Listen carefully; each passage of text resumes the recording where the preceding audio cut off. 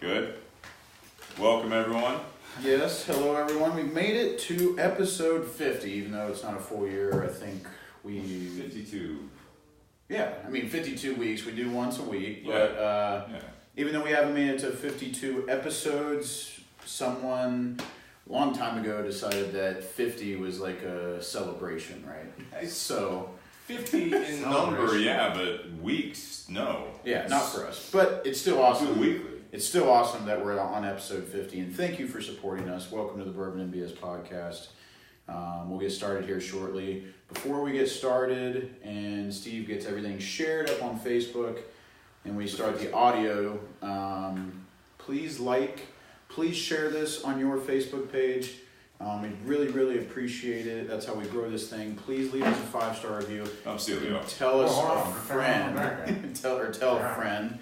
And that's how we'll grow this thing. Thank you everyone for tuning in on this Whiskey Wednesday. Tonight we have our friend Leo Longalong, and he will be joining us. And he also brought Suntory whiskey, Toki. We'll get into the backstory on that and what it is. And we're also smoking the Perdomo Habano, which I'm excited. Maduro. Okay. Maduro. Wait, how can it be a Habano and a Maduro? It's part of the Havana series, and the secondary band says Maduro. Oh, God. Okay. Well, Perdomo actually was my first cigar that I had. Really? Actually, real cigar. But anyways, we'll get into that. And thank you, Altadis, for providing the Onyx tonight. We've had the Onyx Robusto on once before, but we have the Toro on tonight. So that is also on sale at Tinder Box Easton right now. Very nice. So, you want me to share it up? Working on. Onyx. Yes. But, so tell us, everyone, what you're drinking, if you are, and what you're smoking tonight. And don't forget to join the community. We've really, really enjoyed the conversations while the podcast is going on throughout the weeks. Yeah. And it's awesome to see you guys and all the jokes and the fun. And so, yeah. Nate's doing Calumet small batch. Eric Black is out drinking with my crew. We'll listen later. Listen later. Drinking with the boys. Got it. Cracking some cold ones. Probably not. Having a cold one and sharing it, in a sense? Because it'd be a bottle and silver with a glass. All right, buddy. Alright, yeah, we'll just go with that. Alright, whenever you guys want to do this. Yeah. Yeah, so the Suntory Toki. But no, we're not recording this. And it's not your job. Oops, okay. Leo's new here. Yeah, just a little bit. I'm a little fresh out of the water. Blit. You want to get going? Are you sharing it now? I'm sharing it, so you can talk now. Dave Hart, what's going on? Oh, I'm sorry, I didn't know. I don't know. So, yeah, Dave Harp's on, that's good. Nate said Calumet small batch. I can't reach my coder. That's what he said? No. Yeah. Oh. So yeah, for you guys, we are drinking something completely different.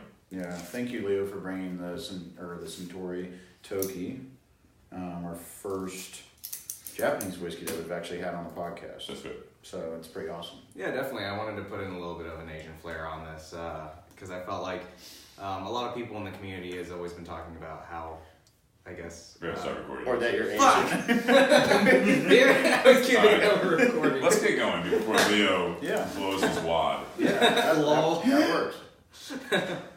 I'm terrible. You're fine. Steve's getting water.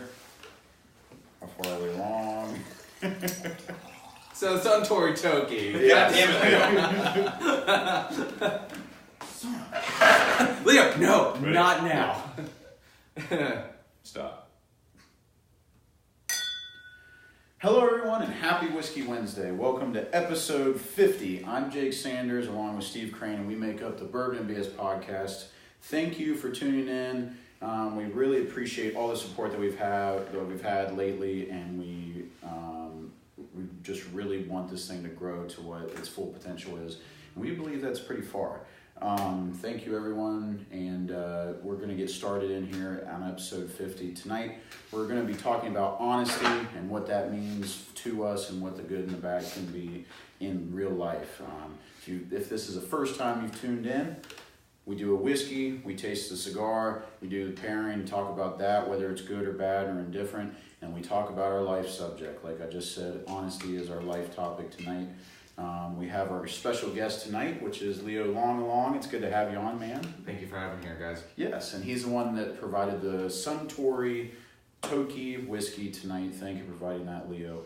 We will be smoking the Perdomo Habano Maduro tonight. There you go. And then thank you, Altadis, our sponsor of the evening. Thank you, Altadis Cigars, for providing the Onyx. We've had the Robusto on before, but we're having the Toro on tonight, and we'll see if we pick out anything different. Thank you, Tinder Box at Easton, for providing the Perdomo tonight. And thank you, BS Cigar Company, Steve and Brian. Brian and Steve, thank you for providing us, well, with the BS cigar. There it is. The this. Yes. I mean, it's a great cigar. There's always some floating around the garage. There's a gold sitting on the table, and I'll probably have one after we get through the Perdomo and the Onyx. So don't forget to go out to It's a lot. Tinder Box at Easton It's a and lot. grab the BS cigar, which is the only place you can grab it at. Yes. Yes. Some good old BS, people. So how's it, like, we were talking about this before the podcast, Steve, like, do you think it makes any difference that we've made it to episode 50? Or is that just like do you think that's just a number that someone said, let's celebrate about something? No, I think it's easy. I mean, it's just like age. It's an anniversary. I mean, 50 is a big one. Yeah. I don't know why, because I mean, it's half a century. I mean, it's just the way that you measure years. I mean, it's a good anniversary, so I think that's where most of the time it comes from. So, 25 was a big one. We did that. Yeah. I think it was a lightning round one. But it's not really half a year because there's 52 weeks in a year. Half of a century, I said. I know, but we don't do a podcast every year. Maybe we should. Just one podcast a year. That's it. Okay. Tune in. It's on. I don't think there'd be a lot of episodes on that. No, one a year. Once a year. That's Once a it. year. Done. Yes, but it's good. No, I think it's cool. I think the 1 year anniversary will be a fun one as well. Which is in 2 episodes, people. Is it really 2 episodes? Come on, man. 52 and we're on 50. Come on, 52 What was could the be another math problem anniversary. there? That's why I'm excited to have Leo on. Lots of jokes. He's already poured his second drink, so we'll see how this goes. Hey. But just to reiterate, I know Jake said it on here and said it on the Facebook Live as well, but share it. That's how this thing keeps growing. We're floating between anywhere from like 1,600 and 2,000 and some views a week on Facebook. I know we have a new listener on the podcast. I don't know how often they'll listen, but we had one of our customers from Cincinnati today. Very nice. Found out that we were doing a podcast and so he subscribed. So there's a new subscriber there. So that also helps us kind of bump up numbers if you guys are listening on different things, YouTube, everything else. Yeah. If you can just subscribe to those channels on the various things, that helps us out big time. Just helps spread the word. And we have some big news, Steve, don't we, that we did today, right? Yeah, you were hard at work. Yeah, so the live can see it, but people listening on audio will post a picture about it. But we had our first mock-up done today for our t-shirts.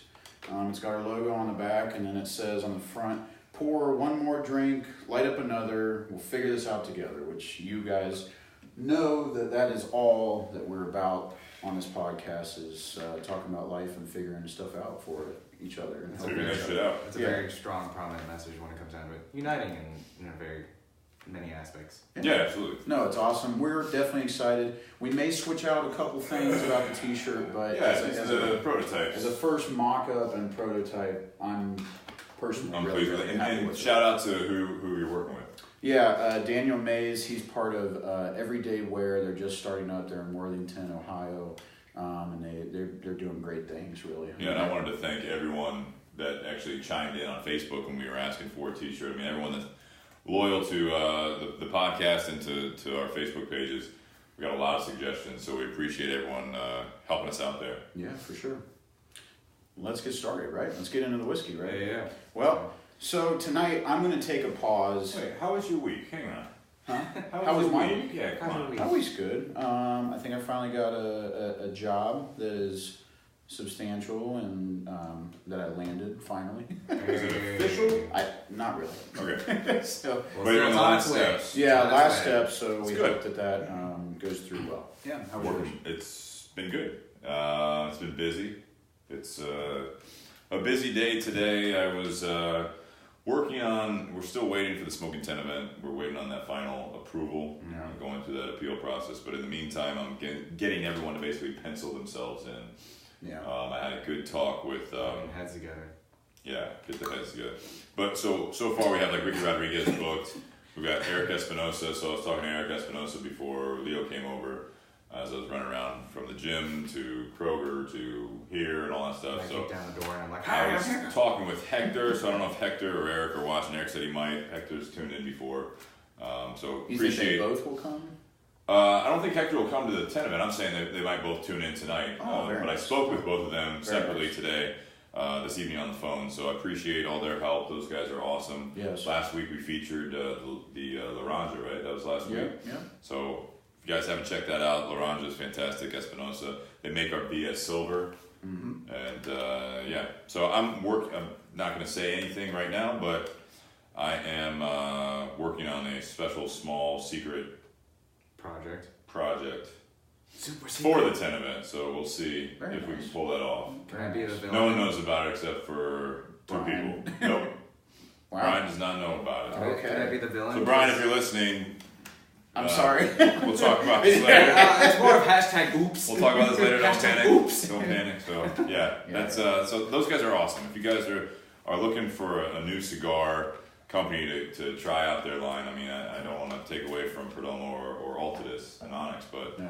those guys are always. I mean, it's like talking to good friends every time you talk to them. Yeah. They'll put themselves out there. I did want to say shout out to Nick Ulrich for tuning in, Kathy Berry. It's been a long time. How have you been, Kathy, Nicholas, and Tyler Jones? It's good to see everyone different people tuning in every Different week. people tuning in. We've got, if you're listening to just the audio, or if you're on the YouTube channel and watching the recorded version or the Facebook one, Wednesdays right around 7 o'clock, every Whiskey Wednesday, 7 p.m. That was one of the things that even Eric said. He's like, I've tuned into the podcast, but I never know when you guys are doing it. Yeah. So it's the same time pretty much every week, except for a couple audibles that we have to reschedule sometimes. People aren't used to consistency a lot, Steve, and we're pretty consistent on being on time with the podcast at 7 Pretty o'clock every Wednesday. Pretty close.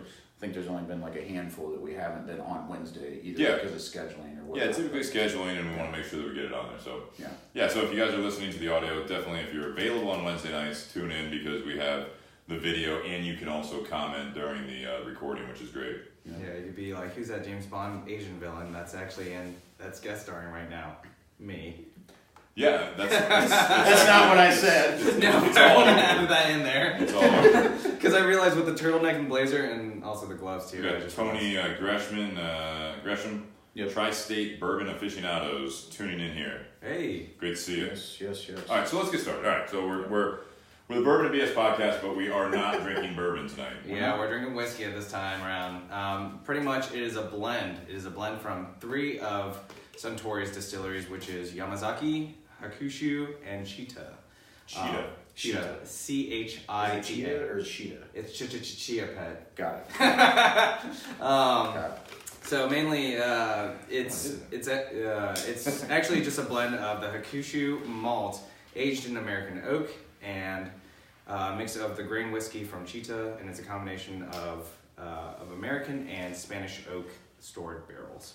Which is interesting. Yeah, it's Spanish actually, oak? yeah, because that's, Interesting. I mean, of all things, the Japanese are, kind of taking things from the wet or just numerous areas and just trying to create an American product. And honestly, I love it because it is, for all whiskeys, it's just my go-to for whiskeys. It's Has nothing to do with the fact that you're Asian. Okay, there's also that too. Just wanted to point that out. I'm sorry. Yeah, I just realized I am Asian today. I realized that I wasn't a multicolored person. Is that proper? Maybe. Nate says thanks for not having Jake try to pronounce those names. That's honestly why I left Leo to do that. And Andy had worked so hard on his post-it notes already. Yeah, I was. I actually Nice. got. Yeah, I got. Nice. I got some notes because I wanted to, chat about it. I didn't know how the Your format. stationery has adhesive on it. That's interesting. Yeah, sticky notes. Hey, this is what I wanted to ask you. What does Toki mean in Japanese? So Toki actually means time. Time? Yeah, time. And honestly, you know, I don't know the full connotation of it, but one of the things is it could be shortage of time, then hence why they've been actually just blending, you know, whatever's in their 3 distilleries and just creating a great product, such as that. Is it cold in Japan? Do you know? From what I know, and I have you been to Japan? No, I have not been in Japan. I know Steve's laughing, but I'm seriously asking because of how light colored the whiskey is. There is a character that comes into a shop. I thought it was like, you're Filipino, like, you know, how is China these times? Like, I thought you were just going full blown, whatever, inappropriate. It's not inappropriate. Without realizing. Legitimate. I was thinking Guam. It's like, I believe I'm Filipino. They're legitimate questions. No, but I've heard that, like, pretty much the weather when it goes in the wintertime over in Japan, that it gets to 40 and it just caps over at that degree set. Now, one of the things was I mainly got this information from a Japanese character that comes to one of the shops that I go to. And, you know, he ended up telling me that, like, their winters are very mild. And I was, like, really surprised. I was like, I thought you guys get snow with 40 degrees. Watch a table, Steve. Yeah, So, with 40 degrees, they get snow, but it's cold enough. But it's not cold like Ohio, where we have -0 and freezing rain and Mother Nature being on LSD, just saying, like, hey, I'm going to be 50 one day and I'm going to be 0 the next day. LSD. Yeah. All right. The reason why I asked that question was because of the color of the actual whiskey. It's almost like it's got a yellow tint to it. It almost looks like you put yellow food coloring in water, to be honest. And if we're talking about honesty tonight. Yeah. But how often do you think it's going to be said tonight, to be honest? A lot. Because I say it. Are we going to be like Pee Wee Herman, where someone actually says honesty, No. everyone's going to freak the hell out? No, I say it a lot, but that's what that's what this looks like, and it's extremely light color, absolutely. Yeah, and it may be because it's used bourbon and Spanish barrels too, because all that the oak has already taken everything, and the whiskey's taken everything from the oak, and then I missed it. What, the virgin Spanish oak? No, okay. They're used, which is why I was kind of. It's interesting. Going towards as to why is like a lighter gold-ish color, but the funny thing is, like, one of the bars that I go to that I get this at, like, constantly, they list it under Scotch of all things, and I was like, really? But and I could see because of the coloration of the liquid, and it's mostly single malt. Yep. So that's why. Yeah. Most people think that single malt is just purely in Scotland, and that's not the case. They do use mostly malt in their stuff, and then the peat moss. But there's a lot of single malts that are coming out now in America that are actually just single malt that are legal, like Balcones in Texas. Texas single malt. They do a Texas single malt that is like almost black because it was aged in Texas, and the Texas heat in the barrels contract and everything. So it's interesting, and that's why I was asking too if it was colder in Japan, because it would affect the coloration. Yeah, and I'm guessing that this is a blend. We don't really know like the age of the barrels, right? Like how long it was aged for. But you already said the mash bill, really, but we don't know the precise measurements. It's a blend between the 3 distilleries, and I'm sure they're picking the honey barrels that they have at those distilleries for this. Agreed. But a lot of people don't know that, like, Suntory already they do Hibiki, correct? And that's pretty much a world-renowned name when it comes to a premium Japanese whiskey. Is Hibiki? Yeah, Hibiki, really? And is it Yamazaki? Yamazaki is the most expensive one. I mean, like, I remember I was in Chicago, and I believe an ounce of it was $100 at this bar, and I was like, ounce? Yeah. Like a shot? Yeah, wow. And I was like, Jesus. And I was like, well, I guess you gotta have some buku bills in order to get it at that point. But the Yamazaki, I think it runs about MSRP around $500. Yeah. Wow. The Hibiki, like 17-year and stuff, are not cheap either. Yeah. Which is what it won, like, Whiskey of the Year award, like, somewhere along the line, which... And that was one of the things that kind of surprised me when I actually picked up the Hibiki. The Hibiki was only about $70 when I picked it up, and I was like, oh, I'll give it a shot. And eventually I enjoyed it, along with many other different whiskeys that I picked up. I was like a kid in a candy shop where I was like, oh, okay, let me try this. What's the price of this on the Ohio shelves? On the Ohio shelves, it is about $30 to $40 range, depending what store that you go to. But I would say it's an affordable whiskey that you can grab and just enjoy throughout either summer, winter. I mean, it is. This is an approachable whiskey. Yeah, it is almost actually refreshing. I think because it's got a lot of citrus notes, a lot of fruit notes, and you know, our listeners know that. I normally say dark fruit notes, right? Mm. But this is all like light fruit notes. I get a lot of pear, a lot of apple, stuff in that in the nose, and even the taste. Yep, it's interesting. On the nose, it's supposed to be basil, green apple, and honey. And on the palate, it's supposed to be grapefruit, green grapes, which I can definitely see green grapes. Yeah, because it has a lot of like citrus notes that dance around the tongue. Along with peppermint and thyme, so you have a very like light spice that kind of comes through this whiskey. If you shove your nose down the glass, you'll get that pepper. Almost like peppermint. Almost like white pepper. White pepper. Yeah. Sweet and spicy finish with a hint of vanilla and white pepper and ginger. Did you just get all this off the internet there? Yes. Maybe. You're supposed to let your mind flow, man. No, I just want nothing on this bottle. I mean, other than the name of it. There's no information. You do have to do some research.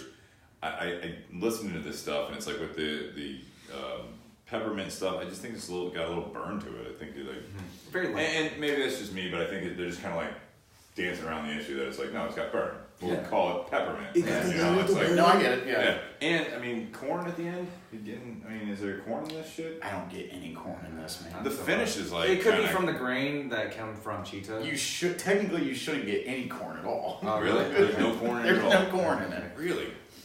But that's interesting. Maybe it's I don't know. There's some lingering aftertaste that reminds me of some of that stuff. Yeah. Yeah. See, one of the things was that I wanted to clear out, especially just generalizing on the nose, palate, and finish, was mainly because that's all subjective in some degrees, just like a cigar. Like, in the complex of a cigar, a lot of people will always say that, oh yeah, I get hints of coffee. And it's like, oh, okay, really? Or another person will have hints of dark chocolate. So I wanted to cover that and then, cover what we truly taste in, nose and palate and the finish of our own liking. I smell I think green apple, but as soon as you poured this, I smelled pear. Yeah, I can see that. Very tart. I just think pear. Pear. Yeah, pear all over. Your pears are going bad. It has a crispy. It has a very interesting crispiness. I mean, especially when I first poured it in, I was just like, now that I think about the green grapes, I was like, I can see that, and especially with apple. Green grapes too. So, and especially with the light color, if you mash up a grape, it'll turn out to probably somewhat of this color. Yeah. It looks like green tea, honestly. It is green tea, guys. It's funny, like Azuma-san, which I know he doesn't watch, but he used to be a regular Fidel from Japan, and he'd always call it Jameson tea. Right. Yeah. He also drank a lot of it, so it might have been him covering up the fact that he was drinking a lot, but maybe. Azuma-san's awesome. But yeah, that's funny you say that, because it does look like tea. I think it's interesting with tea time with bourbon and BS. That's right. Yes, tea time. That works. I think it's interesting with how I think Japan is actually. I think they were part of the reason why bourbon and whiskey came back. Yeah. Because if you I follow a lot of people on Instagram and social media, and it seems like everyone that travels over to Japan or China. Yeah. They're all about it. Yeah, you just see unlimited bourbons that you just don't see anymore in America. But don't they have companies that are owning some of that stuff? Yeah, true. Like Suntory. Yeah. But Nika is another brand. They own a lot of the major labels, right? Yeah, they do. Yeah, it's Beam. It's actually Beam and Suntory. And then wasn't the story that we heard when we were down at Four Roses that Four Roses was bought by a Japanese company at one point? Yep. Completely changed, basically like a white whiskey. Yeah. And did they buy it back, or is it still owned by a Japanese company? I think it's still owned by a Japanese company, but they handed over the reins leans to more of the bourbon Yeah, guys to make it bourbon. It was produced here again. And all the that interesting stuff. part about Four Roses is the fact that it used to be known as a crappy whiskey, but it was because they were doing that, where they were taking like an old age bourbon and straining it so that it was clear again. Like it's the dumbest thing. Well, they were thing. competing. We talked about that on a previous podcast. They were competing with like vodka and gin and all that shit. But imagine if they would have just distilled it and not aged it, and then just bottled it. Right, we had that talk though. I mean, if you remember, like they were trying to figure out where this market was. I mean, the market we have today is definitely nowhere close to what they were trying to do back then. They were trying to make cocktails. They were trying to make, like basically things that you could drink lightly and whenever. And this was not the liquor. The demographics have changed a lot, especially in young people, including myself. Is that everybody wants to have a more complex taste through just a singular alcoholic beverage, rather than trying to like put in 5 million different flavored vodkas into one spot. And and there's a lot of work that involves with a lot of the bartenders. So typically going to your bar and just like, I'll have a whiskey on the rocks, and people are like, yeah, I'll do that. Give me that. And at that point, Leo's really good at impressions, people. Just so I'm like, no, it's just a random voice. No, I'm a random character amongst many. Even though I dress like a James Bond villain, I look Why like. do you keep saying that? I think you look nice. I guess some James Bond. I think it's the gloves. That might be and the turtleneck. What's cold? And the jacket and the pants and the belt and your face. It's cold. Not the face. Oh yeah, that's one of the things. I'm not. Am I red yet? Because I feel like after a little bit. All right. Well, we're only about 20 minutes in, so. Oops. Hashtag oops again. Lucky did ask, what cigar does Leo usually pair with it? Now, have you had this Toki before? Yes. Toki. Is it Toki? Toki. You've had it before. Have you paired it with anything that you really enjoy? Because you had talked about it in the shop today when I saw you that you were thinking about doing it. Yes, actually, I wanted to pair it with a Candela wrapped cigar, so even a curly head from a Toro Fuente. Because the thing is, with the light wrapper of the Candela, I feel like it would pair very well with this light whiskey when it comes down to it, especially with the notes of basil, green apple, and honey. Some fruit notes that you can come with it. It could. The Candela can soften up, sweeten it up. I think we have definitely kind of chosen opposites when it comes complete to and like the thing. But I don't think it's bad. It's not bad. It's not bad. They're definitely contrasting, but I don't think it's bad. I don't know where the hell they're getting the basil from. I don't know if that's like the weird green spice that they. I think it's mostly because of the light spice that they're going for, and that was the reason why. Yeah, because I had Piata before I came here, and I don't taste basil. Did you? Sorry. I had the basil pesto sauce. I don't taste basil. Maybe there's not basil in the basil pesto sauce. They put you ever think about that? Maybe that's just a clever name. I didn't. I guess I trust people too easily. Because of honesty? Yeah. Anyway. What do you guys think of it? I think it's... Oh, wait. Are we talking about the cigar or the Still the whiskey. I've always loved Toki, mostly because it's just its soft approach. Yeah. I never really realized the citrus notes. Because I've always... In all whiskeys, definitely there's a lot of like vanilla or, whatnot in the palate. And honestly, I always like a citrus note. I mean, gin and tonics are kind of like my go-to drinks as well. So when I was drinking the Toki, it was refreshing because it kind of just, that citrus note kind of just cleans off the palate, especially when you're smoking a cigar. You're able to have like, the acidity that comes from the citrus just clean off the palate, and then you'll be able to taste the smoke at the same time. And, having the pairing of a Maduro with it, I love contrast. That's one of my biggest things is I love contrast in personality or even just in pairings. And mainly it's because just trying to create a flavor that's completely different, taking two opposites and just bashing them together and trying to create something new. Sure. Almost in the sense of Dr. Frankenstein. I think so. No, wait. Jekyll and Hyde. No, shush. Frankenstein, it was Dr. Frankenstein who created Frankenstein's monster. So correct. In a sense, creating that monster of a flavor of what you might enjoy or what you might not enjoy. You know what? This is about... I like it. It's about as much bullshit than some of these descriptions. No, but again, it is very subjective. I like it. I'm just giving you a hard time. It's subjective. Yeah, but that's why we're here. That's why people watch us, Leo. Yeah. Don't down it. Don't down it. Don't down the dog. I don't know. I like it. I would try to pour a drop of water in there, but I'll spill my water glass everywhere. But I don't think. Like- I mean, it's at 43% already. If you drop it below 40, I mean, it's not. I mean, you might get something. You can try it. Don't get caught up in the numbers, man. It's all But- about the flavors. The thing is, like, usually when people always talk about pairings, like, I never want to taste the same flavor in something. I want to create something new. I mean, me being a creative person, ultimately, by putting contrast together, often breeds something new. I like that. So, Yeah. and that's one of the things that I absolutely enjoy as far as the mentality of contrast of personality or even taste is something that, like, for instance, pepper or cayenne pepper with dark chocolate. A lot of people never really like that much, but there's a huge affinity towards cayenne and dark chocolate. It just seems like a massive sense bomb. Like Oh, yeah. senses bomb. And Which that's is good. That's I mean, one of I the things get it. is that, you know, it's kind of like punching your palate in a sense. It's like, I'm gonna take a 1940 Cutlass and I'm gonna run it through your brick wall and somehow you make things good. Your metaphors are interesting. It's terrible. Leo's an interesting guy. Let's just say that. You know, Lucky did, so she commented back that the Candela wrapper was a surprise answer. She said that she's had the Toki, Toki. Tataki. the Toki before, but with a Partagis 4. I assume she means Serie D number 4 I bet Cuban. that was good. I can actually, when I read that, I'm like, that makes a lot of sense. When I'm tasting this whiskey, it has, I don't want to say similar characteristics, but I can definitely see it. Almost though, when saying that, Cuban tobacco, the Partagis Serie D number 4 particularly, maybe not as much, but some of that like typical Monte number 2s, or even the Serie D number 2, that would be almost too much. You think so? Maybe, I don't know. I mean, It's like like if I had a overkill. couple glasses of this and then that, they are very similar. So I would see the obvious pairing, but it would almost be like I'm just getting that back of my throat, like almost Tinge.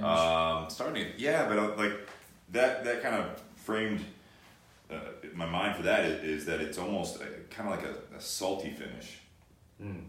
Maybe that, you know, it's kind of, I can see it'd that be where too much, like a sweet salt. it's almost like just running two parallels in a sense. No. I don't know. Yeah. It's like I running don't two know. parallels. It's just like Coke and Pepsi. I mean, the only main difference is because of the brand. It's the same. No, they're completely different. Oh, I was gonna suggest like maybe one of those farm rolls that you brought back. Yeah. Because of the grassy notes Yeah. and it I being get a that, farm yeah. rolled and being almost like just like freshly rolled, No, and the pear notes and the vanilla notes. I will say that I added just a little dash of water because we were talking about it. To And open it smelling the glass and tasting it, it's just honey. It took away took away the citrus, it took away really. the spice, it took away everything, but it left a light honey essence. yeah, I've been actually currently drinking it straight this whole time, so I will probably take a little bit of your water and just dish it in. That was a lot. That was a lot. You're That's probably all at right, like that's all right. 20% alcohol That's right fine. now. You ruined it. But I was, no, you didn't ruin it. If you like it, all right, don't worry about it. Water Hashtag will oops, dry. that's 50th anniversary. It's not a hashtag oopsing. I can see this being something where on its own it's easy drinking. On your second glass, I'm about to find out I did put a little bit of water in there, but I would say this is one that I could throw an ice cube in and it would be very refreshing Oh, yeah. Yeah. because of how light it is. You know what I'm saying? Yeah, it'd be something where you'd be just a refreshing drink. You could drink it in the spring or summer. I could see that. Definitely not something that's going to warm you up, I don't think. Nope. In the winter, but And again, that's usually how I kind of run. Is I mainly just run light in all my drinks. Mostly because it's just like, you know, like wintertime you want to go for a stout, and then like summertime you probably might want to go for a pilsner. As far as talking about beer. yeah. And you know, for me, all year round I run light. It's just one of those things that it's within my flavor profile, and it's not for everybody. But at the same time, I usually run light because it's easy to take in. Yeah. So. I mean, I'm looking. You're right, though. It takes away a lot and definitely smooths it out when you put a little bit of water in there, and that's where I think you're getting that honey because it is very smooth. Almost has a little bit of like creaminess to it, but you know, it's just like it's very light. I mean, I get it. Even dangerous at that point. It Oh, is okay. dangerous, but it's probably not even 80 proof anymore. That's what I like about it. Yeah, right. Leo. Because it sneaks up on you and you're like, oh. Well, I mean, you know, I've talked about numerous times where most of my flavor palette is around those rich, dark notes, Yeah. heavy. Doesn't mean it's heavy in alcohol content, but just a heavy flavor bomb, really, because... Yeah, I get that. And I'm used to that. Like, I put pepper on everything. I put hot sauce on my eggs in the morning. Like, I'm just all flavor, strong buffalo flavors. sauce on a lot of things. Yeah, like anything. I'll put buffalo sauce. So I think I agree with the fact that this would be refreshing, like drinking it with like a dash of water in it in the summer. Yep. As like instead of like mixing up yourself a fruit drink. Mm-hmm. So I think this would be like a nice substitute for somebody that's like wanting to get into whiskey, but it doesn't. They don't want anything that's super heavy, but they want something that's refreshing in the summer and stuff. Yeah. Or if you just want something with a slight burn, this is... Put a drop of water in, and they're going to be like, wow, this doesn't taste like the other whiskeys I've had. This doesn't taste like whiskey. And that's what I think, going back to the contrasting point, is that if you're a Maduro smoker, I mean, this would actually like just pair it up. It's just almost like the little guy just being like, hey, I'll give you $1 coin. And at that point, I'll give you $1 coin. And he's just like, yeah, I don't mean that. Our new game tonight, every metaphors. time Leo makes a bizarre metaphor drink. Yeah, actually. Make sure you're not driving at the end of the episode. Yes, because please drink responsibly. Yeah, because you're going to be hammered if you do that game. It's going to be terrible. I'm understanding. Every time you say a metaphor that you don't understand, take You're a just shot. saying. Yeah. I mean, I've always dubbed myself as the dirty Hammer drunk. I've always dubbed myself as the dirty Confucius when I would actually make some. Yeah, because it's never really proper. It's not really profound, but it still somewhat makes sense somehow. To somebody. And make sure you talk clearly into the microphone. I just stare. And, oh, okay. I just stare. Somewhat, maybe. We don't know where he's going with that. How do you guys like the Perdomo Habano Maduro? Well, for me, this was actually my first cigar. Oh. A true cigar that I really? ever had. When I started smoking cigars, they were the 5-pack, like thick swishers that came in a 5-pack, and it was like $3. Okay. And that's like all I smoked. And then when I started going to a cigar shop that was close to my school at the time, they had Perdomos. They're big Perdomo. And Woodlands has a lot. Yeah, they have a ton of them. And I smoked this, and I don't know why I really enjoyed it. What I really, really went back to time and time again was the Perdomo 20th. I really, really liked cigar. I really, really liked that cigar, and they had tons cigar. of it. They never ran out of them, and they were like $9-10 a piece, so they weren't bad. It's a good price. Yeah, that was a good price for like a 58 by 6. Jesus, or like a really 56 by 6. So, yeah. Anyways, I've always loved Perdomos, and it's funny because ever since I've worked at the Tinder Box, I haven't gone back to them because I always go to the BS because I've never. And that's not like that is kind of a shameless plug, but I always do love the BS. I know they're always something that I'm going to like, and it's also to support Brian and Steve too. So it's good character. It's really a win-win if you go with the BS. But this is what I initially started smoking, and I still love it. I think it's rich with flavor, and I think that's why I like it. And I don't think it. Again, I don't retrohale. Steve and I tried to retrohale last week. Yeah, we did. We were. And I was doing okay there for a little bit. I bought him one of the new Liga 9 sizes, and we're just sitting in the shop after hours, and I'm just like, no. So what you do is, and he's like, all right, I got it. And you just sit there and. My head was about to explode. But you did get it a couple times. I did get it a There's couple no times. consistency, and it wasn't the ones where you're like doing it and you're like hacking up a lung. You like actually got I see it come out of his nose, and you're like, all right, how was it? And he's like, it burns. Yeah. You know, the funny thing is, I want to talk about my retrohale story with the BS Silver. I love that cigar. You start crying? No. Okay. So with the BS Silver, no, this is the first time.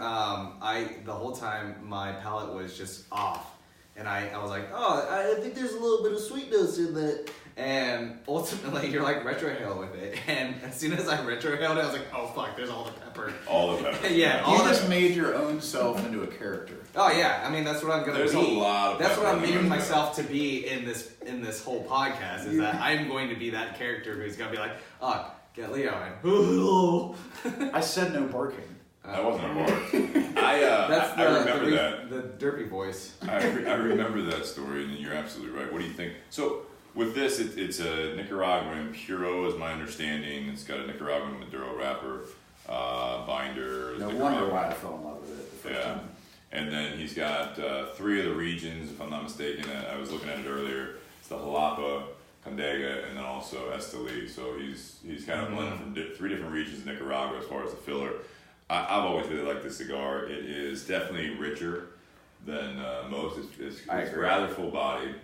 And they always smoke consistently, which is one of the things I like. Construction's always been good. There's something also with this is that Jake's holding up the band, looking at it. The artwork on the band was upgraded when they repackaged it.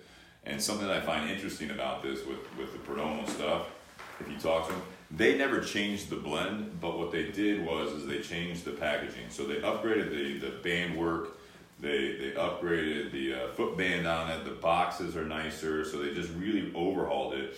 One of the things they did change though on this is that they started marketing that it's barrel-aged tobacco. Oh, really? So bourbon barrel-aged is now on the packaging. That was with the 20th, right? That's what started it, correct? No, I don't think the 20th did. They do have a 12-year. Yes. Not 20th, but yeah, it's a 12-year that they went the bourbon stuff. They did but with this one, because of the bourbon craze. Don't blow it towards me. Sorry, I was trying to blow it off my lighter. Jesus Christ. Sorry, you invited a 15-year-old to actually. Don't say that because you're drinking and smoking. That's going to look bad. I'm actually 29 years old. Don't point at your mustache like that's proof. So, but they really changed. 29? Yeah, I'm a sweet little babby. Okay, go on, Steve. Sorry. This is what happens when I start talking about cigar. It's like there's no interest. And the problem, and it's my fault because we do the cigar second. Oops. And Leo's already 3 or so drinks in. and yeah, he's... I'm good. I know you are. I just was... Just taking it all in with I got nervous. And... Is he nervous with a T? I don't regret it because this is a really good beginning. But, great fit to you. But I'm like... Eric Espinosa is watching. Hello. Is he? Maybe. I don't think he is. So what I was saying is that the bourbon barrel aging, they started marketing with all the craze of the bourbon stuff, which is very relatable to our show, with what we've been talking about. But they do actually age the tobacco. I don't know if it's the rolled cigar, but they age the tobacco in bourbon barrels. They claim that they've always done that. They just never really boasted it because it was just there wasn't a selling point to a lot of people. If anything, at one time that probably would have been like, wait, what are you doing with the tobacco? I don't like that. I'm like, oh, then I start, but you don't taste any real bourbon on any of the blends. And they consolidated the line down to the Maduro, which is what we're smoking. They have a Sun-Grown, which is the old Corojo, and they have a Connecticut. So there's the 3 different ones. But it's just always been a good cigar. And I think the upgrades on the labels and everything, I don't know who they changed it. I think they went from Action Label Company, which a lot of people use. Yeah. And I don't know who they're using now. I don't think it's a U.S. brand, but man, does it pop. Yeah, it does. It's definitely got almost like a metallic look with the silver and everything. I did want to ask, were they always this big? Like thick wrappers? They were a thick band, yeah. They were a thicker band, but they didn't have any of this depth. It was more of a flat color, flat, yeah, very thin embossing, if much at all. This is extremely intricate as far as the design and the detail of the band. And even the foot band carries a lot of that as well. Yeah. And that's one of the things that marketing does play a large role in order to actually sell a cigar. And that's one of the things that always surprised me when Camacho did their rebranding, is that they went for a modern approach from what they used to be. Because a lot of cigar bands, they usually dress it up with, a lot of notes or a lot of design elements that would be kind of almost overwhelming to the eye. And, you can actually tell from a classic cigar brand if they actually had all of that. But when you simplify it, people are more apt to actually going towards simplification. It's like, Pig's Butt, like cigar brand. Pig's Butt. Yep. Pig's Butt cigar brand. It just has wings and a pig's butt. People will be like, there's a butt there. I mean, just like with Warp actually has the Apollo. With the butt? Maybe. No. We're losing viewers. No, Leo. we're not. Your face is turning a bit red. Yeah, that's one of those things. So with the Apollo, they usually have the dog that's on there, and that's actually what kind of like draw me to its purchase, was because there was just a little bulldog that was on the face of the cigar, and I was like, oh. Is that the Guardian of the Farm one? Yes. Yeah. And it was nominated as the Cigar of the Year, and therefore marketing does kind of play a large role as far as getting people to actually try a new cigar. I mean, absolutely. Again, putting a pig's butt is a We're little not- bit that's we're not over doing that is overkill, but at the same time it is a singular icon that people would actually go to, that they would be like, oh, all right, well, that's something different that I don't see amongst the many other. It's almost in a sense of separating a blue sheep across the herd.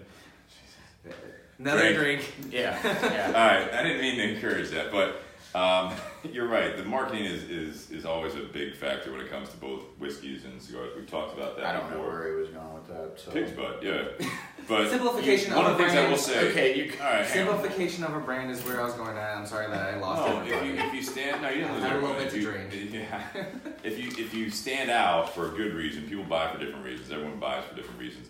One of the things I will say is that one of the delicate things of rebranding, one of the delicate things of oh, you had a lot of water in that one. Maybe. All right. But is that people think that's a different cigar. So you as a retailer, you see it online, you see it in a shop, you look at it, you're like, well, that's not the one I'm looking for. You know, I'm used to a different band. And then they actually, you have to rely on the retailer or the brand to actually educate that, no, this is the same cigar. It was like that Partagas this week. I had no idea that they rebranded that Partagas Right. Black. And Right. then we had a guy come in and he was talking about the Partagas Black. And I didn't know. And then luckily you were there, Steve, and was like, oh yeah, they had rebranded that. It's the same thing, but they updated the branding. What's up? Case in point, basically Suntory whiskey. Yeah. I mean, it's a simplistic brand. All you have is the Japanese, or I don't know kanji or anything of that nature, but it is a simple label at this It is, point. it very much So, is, you know, yeah. people would actually be like, oh, let me give that a shot, because one, it's not overwhelming to the eyes. When you have something that's overwhelming to the eyes, a lot of people often are just like, oh, okay, I'm not sure if I could take that on because it's too complex, or it might be meant for somebody who has a more complex taste or even flavor palette, and therefore they stray away because of that, because they think that, you know, for a novice to actually come into the scene, they realize that it's like, well, I want something simple because, you know, it looks like a beginner-esque, I guess, design. Yeah, I mean, it's different viewpoints, but I think the biggest downfall for this on a shelf in a typical liquor store right now in Midwestern America, at least, is that it's a Japanese whiskey. Yeah. You go in there and it's sitting next. No, you sit next to the bourbons, you sit next to the scotches and stuff like that. If you don't know what you're looking at, you might buy it because like, oh, this is something different. I'll try it. Or you might be like, I don't want Japanese whiskey. Yeah. I'm looking for a bourbon. I'm looking for a scotch. I'm looking for, like, there's not really a category other than whiskey in this one, and it's not American. It's not Scotch. It's not Irish. It's not your big boys that do this. And it's really all over Japanese. the board. Like that's one of the things I even had a hard time even finding in Giant Eagle when it came. I saw it, and there's a coffee one too. That's coffee, Nika. Nika coffee That's a whiskey, different one, right? and the reason why they call it coffee is because of the still. I believe coffee is the last name of a person who ended up creating the patent still, and I forgot his first name. No, you're right. That's right. Because we looked it up the first time you brought it into the shop. Yeah. And it was a great emulation of Irish whiskey. And you know, I had Dustin, who's the camera person right now. Producer role, yeah. Producer. Commenting on the feed. You can just say it. You don't have to put that. I didn't know. That's why I was just putting the hand up. First of all, like, yeah, Facebook can see you do that, but it's an audio podcast as well. So they're putting your still hand hearing up. I know, but that's what makes No, you're it still funny. doing it. You don't have to do that. You don't have to. Here's And you can't put air quotes on an audio either, like an audio file. Here's what I'll say. Oh, that's right. Yeah, a lot of people who are actually listening in. It's an actual It's like, podcast. oops. Hashtag oops. Part Yeah. 3. Here's what I'll say about the whiskey is the fact that for someone like me, the reason why this doesn't stand out to me is one, like there's nothing on it besides, It's very simple. yeah, Suntory whiskey, Toki from the house of Suntory whiskey, established in 1923.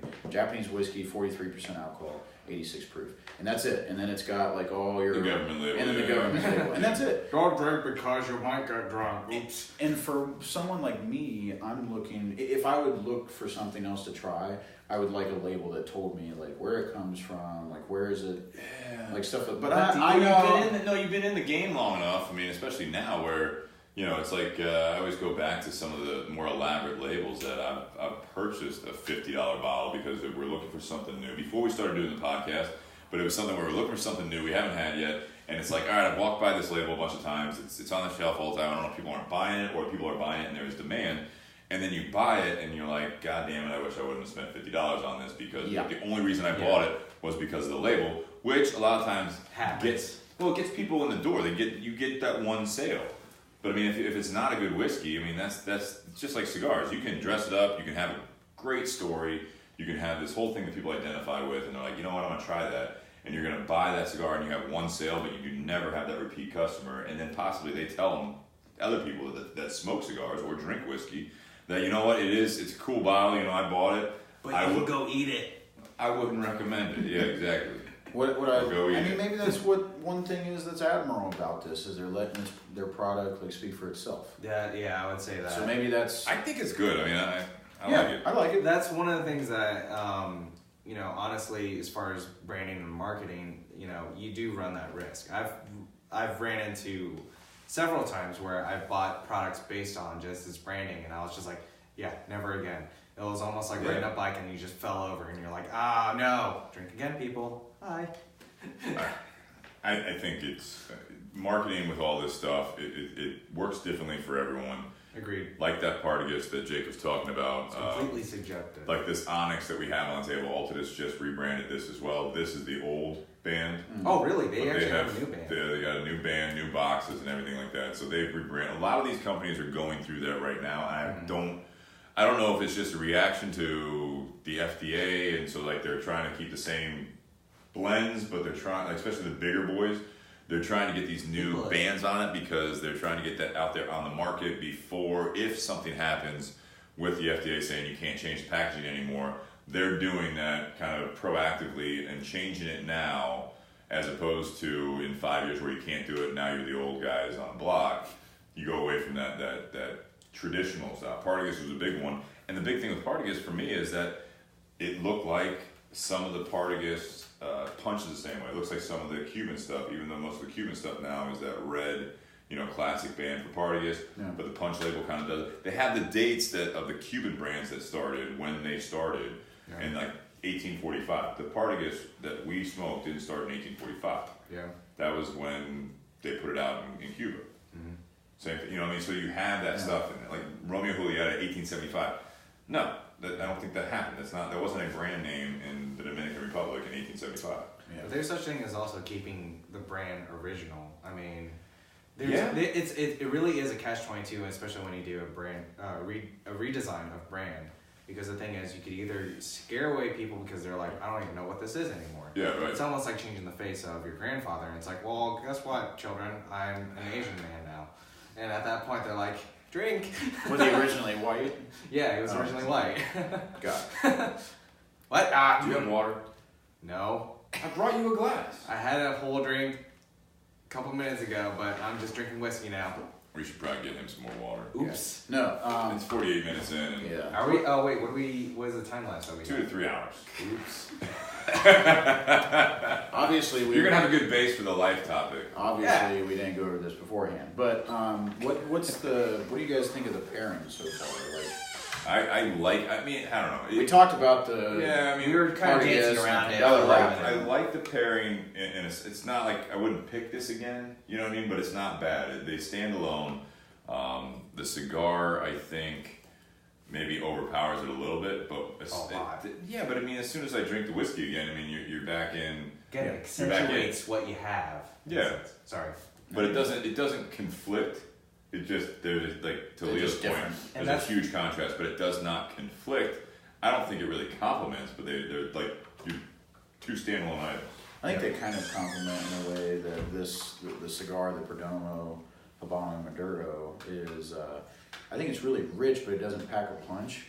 So it allows you to have rich flavors, full flavors without being full, and there's no real bitterness on it. And then you have a very sweet, citrusy, light fruit and vanilla whiskey. So, like you said, Steve, they stand alone. They don't necessarily conflict, but they definitely contrast. That's right. In my take on it, it's more, as I said before, the contrast of both of a heavy cigar and a light drinking whiskey is honestly creating something new. I would say citrusy note that you get from the Toki and the dark Maduro that you get from Perdomo is almost like pouring dark chocolate on cantaloupe or even oranges. And at that point, it's kind of like, whoa, holy crap. It's like you get that mellow note from the dark chocolate, but at the same time, you're able to actually finish it off with a nice citrus. Would you pour dark chocolate on pears?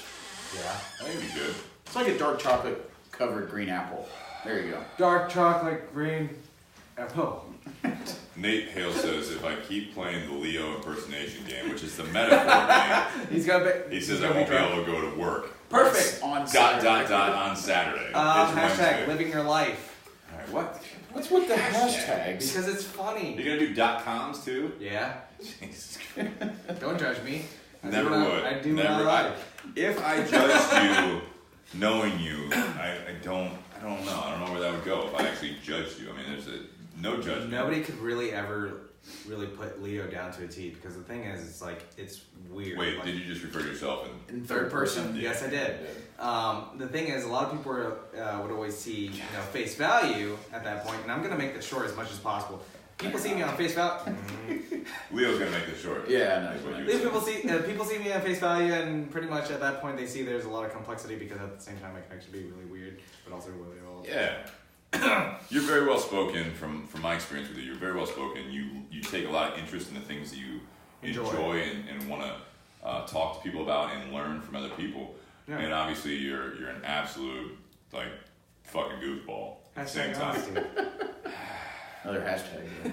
Nate says it's a pound sign. That's my line. Fucking pound sign. All right, let's dip into our topic of discussion. Leo.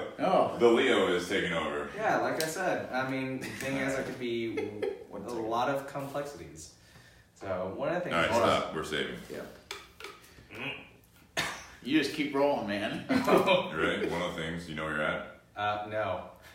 One of the things. Come on. Oops. Taking a pause real quick, folks, on Facebook Live for our audio. You want to hear it? Yeah. No, I think he was ending the one note. Yeah. Our topic of discussion. Leo.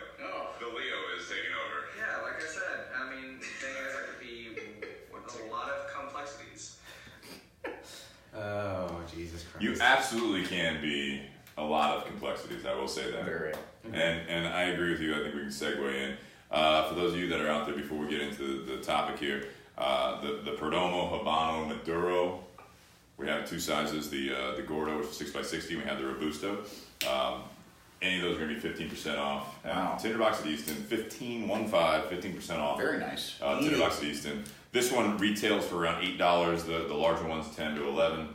And we'll do 15% off. If you guys are listening elsewhere, you want to buy it, and it's a better price than where you're at, go ahead and let us know. We can mail you a 5-pack at the very least, or whatever you need. It's a very good deal. Which will remind me, we are, and I have been very bad about this, I'll be honest. I am going to bring in that Las Calaveras sample pack to send out to our last contest winner. I apologize. The holiday season was absolutely crazy, and that's no excuse, but we will get that out to you. So anytime we run a contest, we are still new at this again, 1 year in.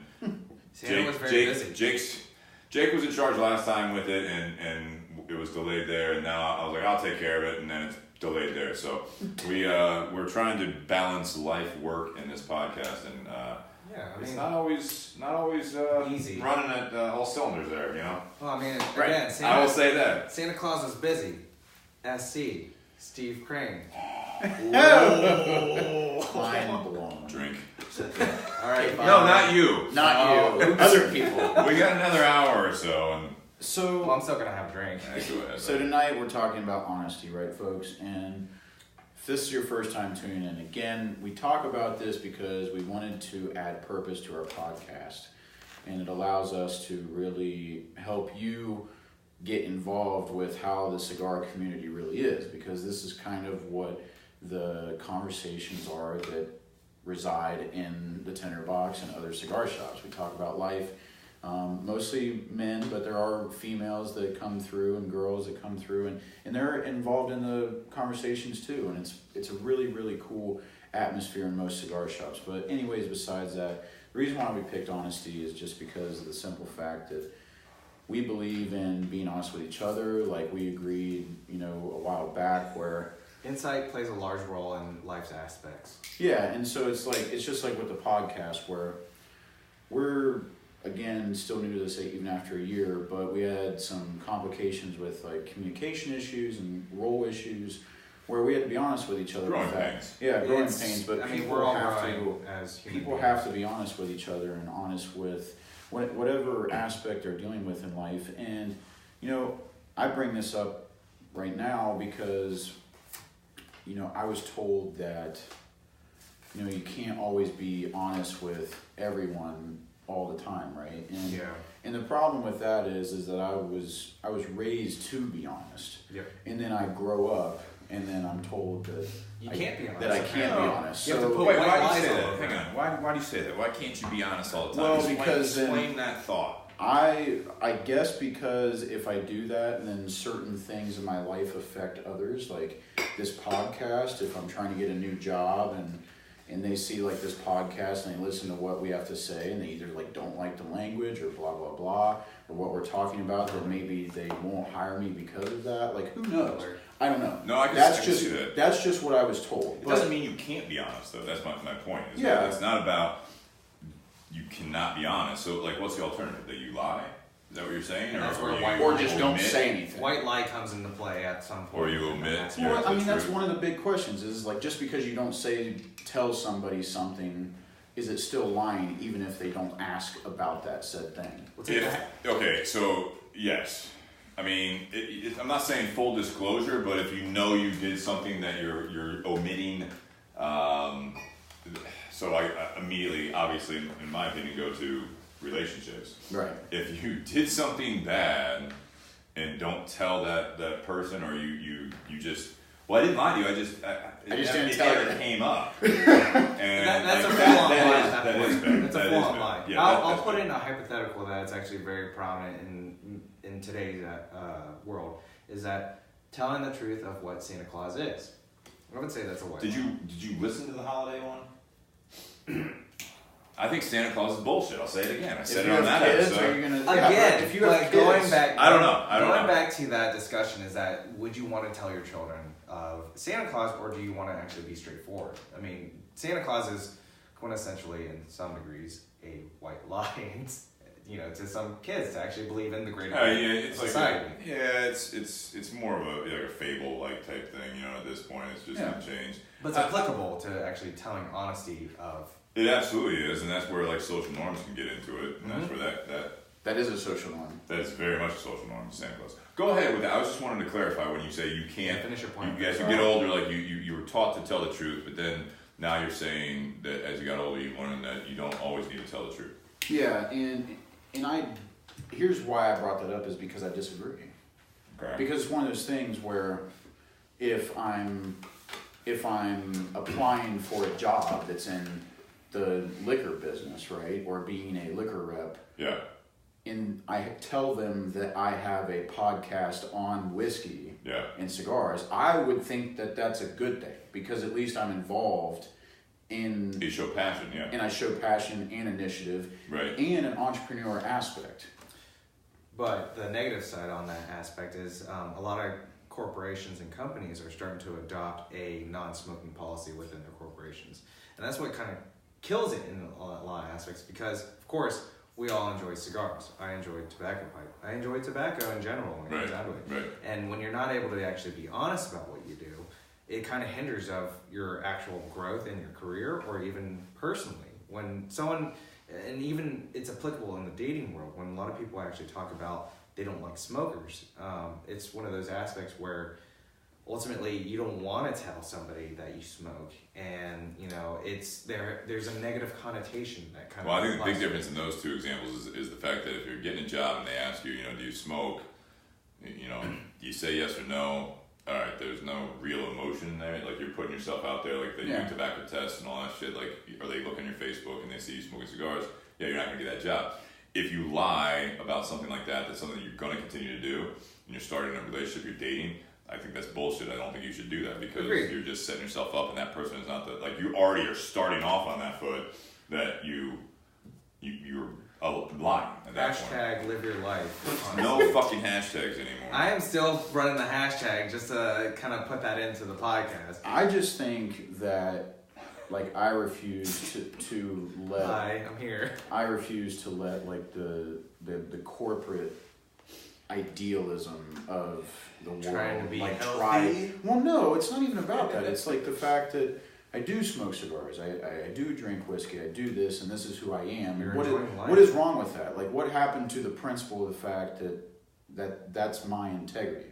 Yeah. And me being real. Like, there's I could lie to your face and say that I'm this like perfect human being, but I'd be lying, and then when you found out, I would look even worse. So me opening up to you and opening up like with this podcast, I look at it as very commendable. Yeah. And I don't understand why some people may look at it as wrong, as a negative when people are so honest and saying that either it's like that thing where, you know, I heard once this past year where it's like, I heard someone say, I get so tired of people say, like when you ask how they're doing and they say, I'm living the dream.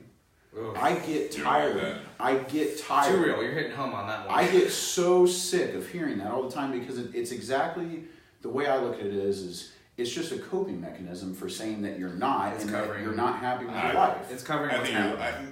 I think you're looking into it a little bit. I mean, I think it's also when you're saying, you know, we've had this, I think, topic or in a sense the conversation about this when you ask someone on the street, you know, like, how you doing, man?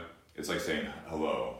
You know, but it's kind of bastardized. A social norm at that point. It's become bastardized to the point where it's like if someone actually was going to be honest with you all day and you're walking down the street and you say, how you doing to everyone you see, everyone you cross. That's different. Well, that's like I love you in a sense. My point that I was getting to is like, that was the extreme if someone says that, yeah, I'm living a dream. What I mean is like, I enjoy the people that if I ask like how they're doing and they say, you know, honestly, like today was a shitty day.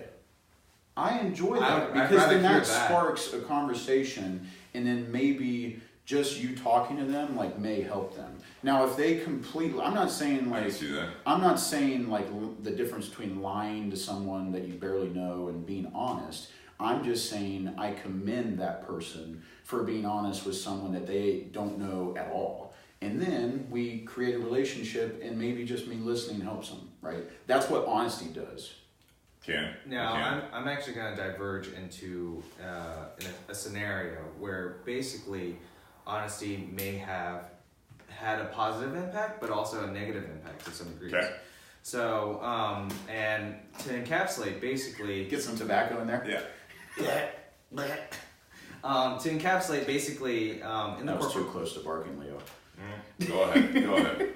To encapsulate, basically, in the corporate world that I work in is, you know, I'm honest about myself way too often, where I just kind of talk about everything and everything. And even to the point where it could be a sense where someone will actually change their perspective of me. Now, one of the positives of actually discussing of just being honest of what you entail often leads to, you know, I can be personal with this person. I can actually tell them that I can relate to what you're going through. A large aspect of it was, or a scenario that I'll probably prose up is, I was sharing my dating profile with my higher-ups. And ultimately... How did that come up?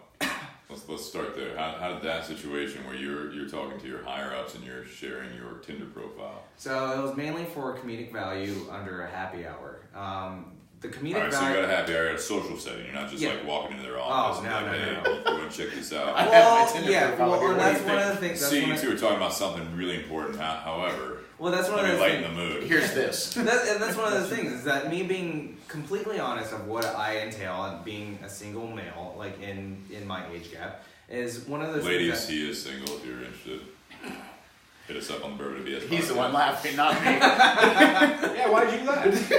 Because I'm a random goof when it comes out. It's just talking about it just makes me kind of laugh because it's just like, I'm All not right. talking about this. There you But are anyways, with your back boss. back to the scenario where I'm talking with my higher ups is that sharing my Tinder profile is it was mostly for comedic value at that point, and one to actually know what I entail, and I thought it was actually just more of a funny point to share because it's like, hey, this is who I am, Yeah. and they're just like, yeah, Leo. Typically, you never share anything with your higher ups ever, especially with a Tinder profile. But everybody still laughed because it was still a funny note to actually add it towards. And that was my intention on that whole aspect of doing that.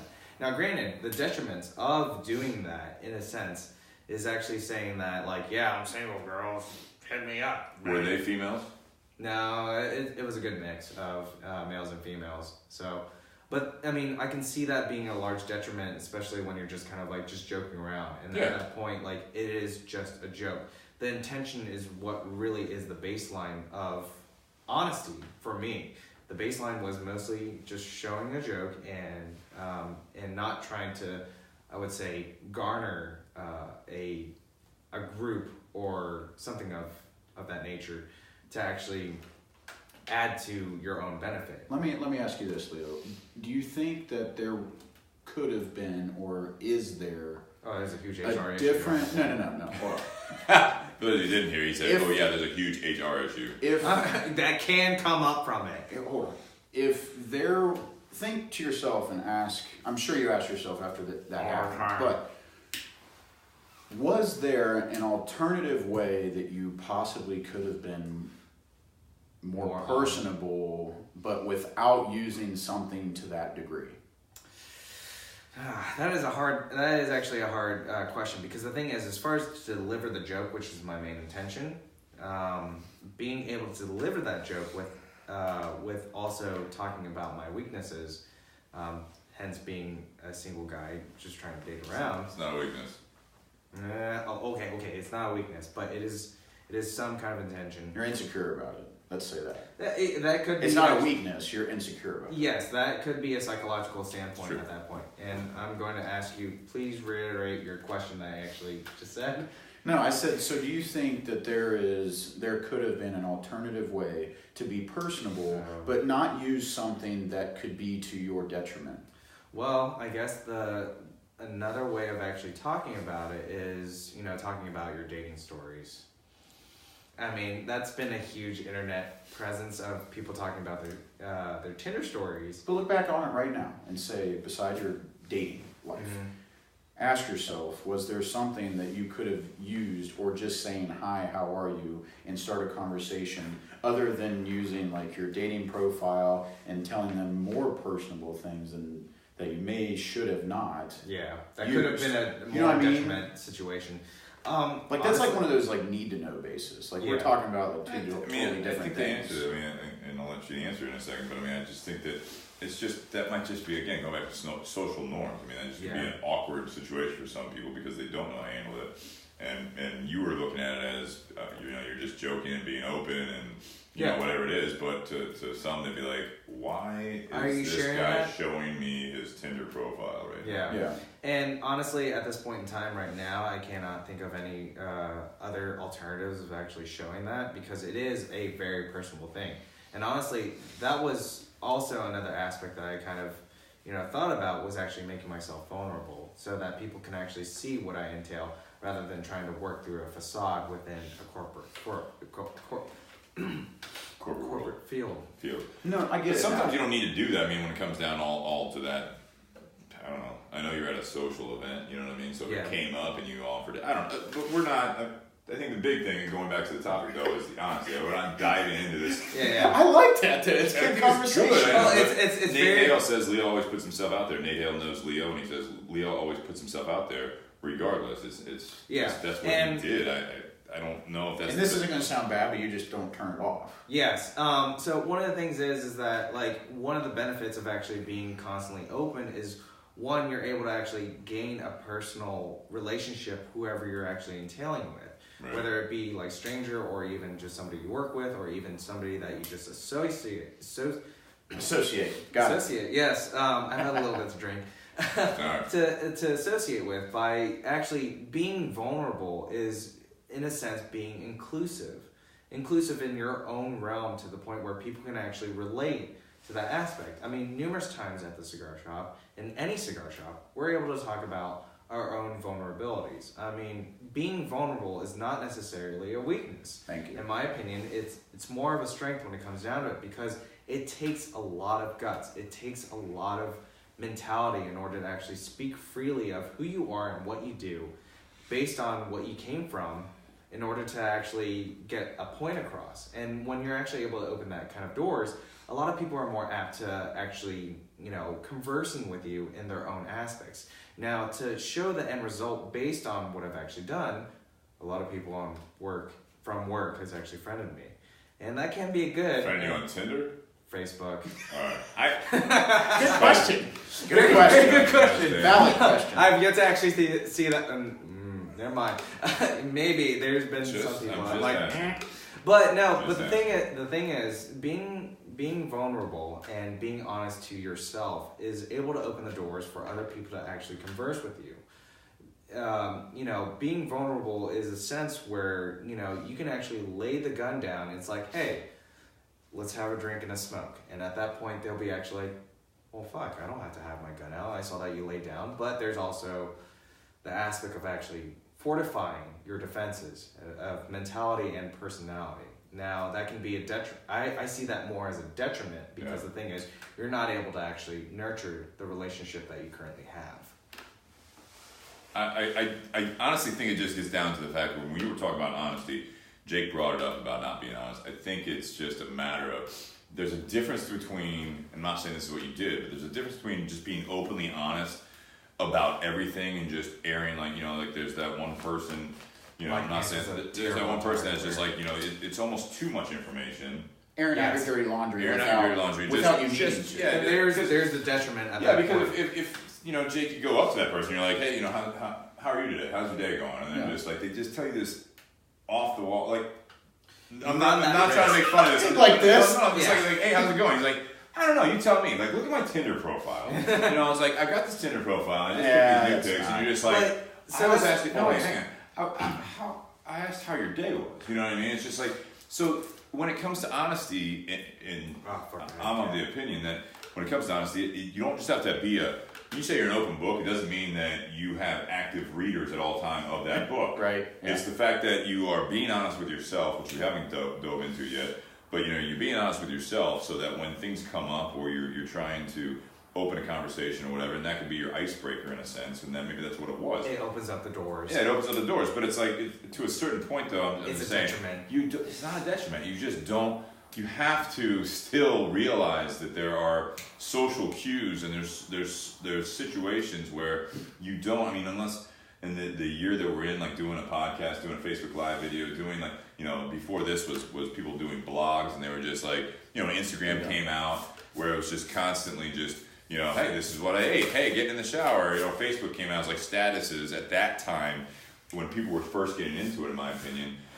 It was just then everybody's like, houses got stolen, got broken into. Yeah, and it was just like, oh man, in traffic. And it was like, then 5 minutes later, it's like, oh, hit another red light. And you're just like, what the fuck are you doing? Like, I was like, I don't care. Like, it's like, that's too much. It's too much information. So honesty is not just about telling everyone everything. It's just about being honest when it comes down to a certain aspect, but being honest with yourself. So whether it's a negative thing, a positive thing, whatever, the fact that you can share openly, I think is a great thing.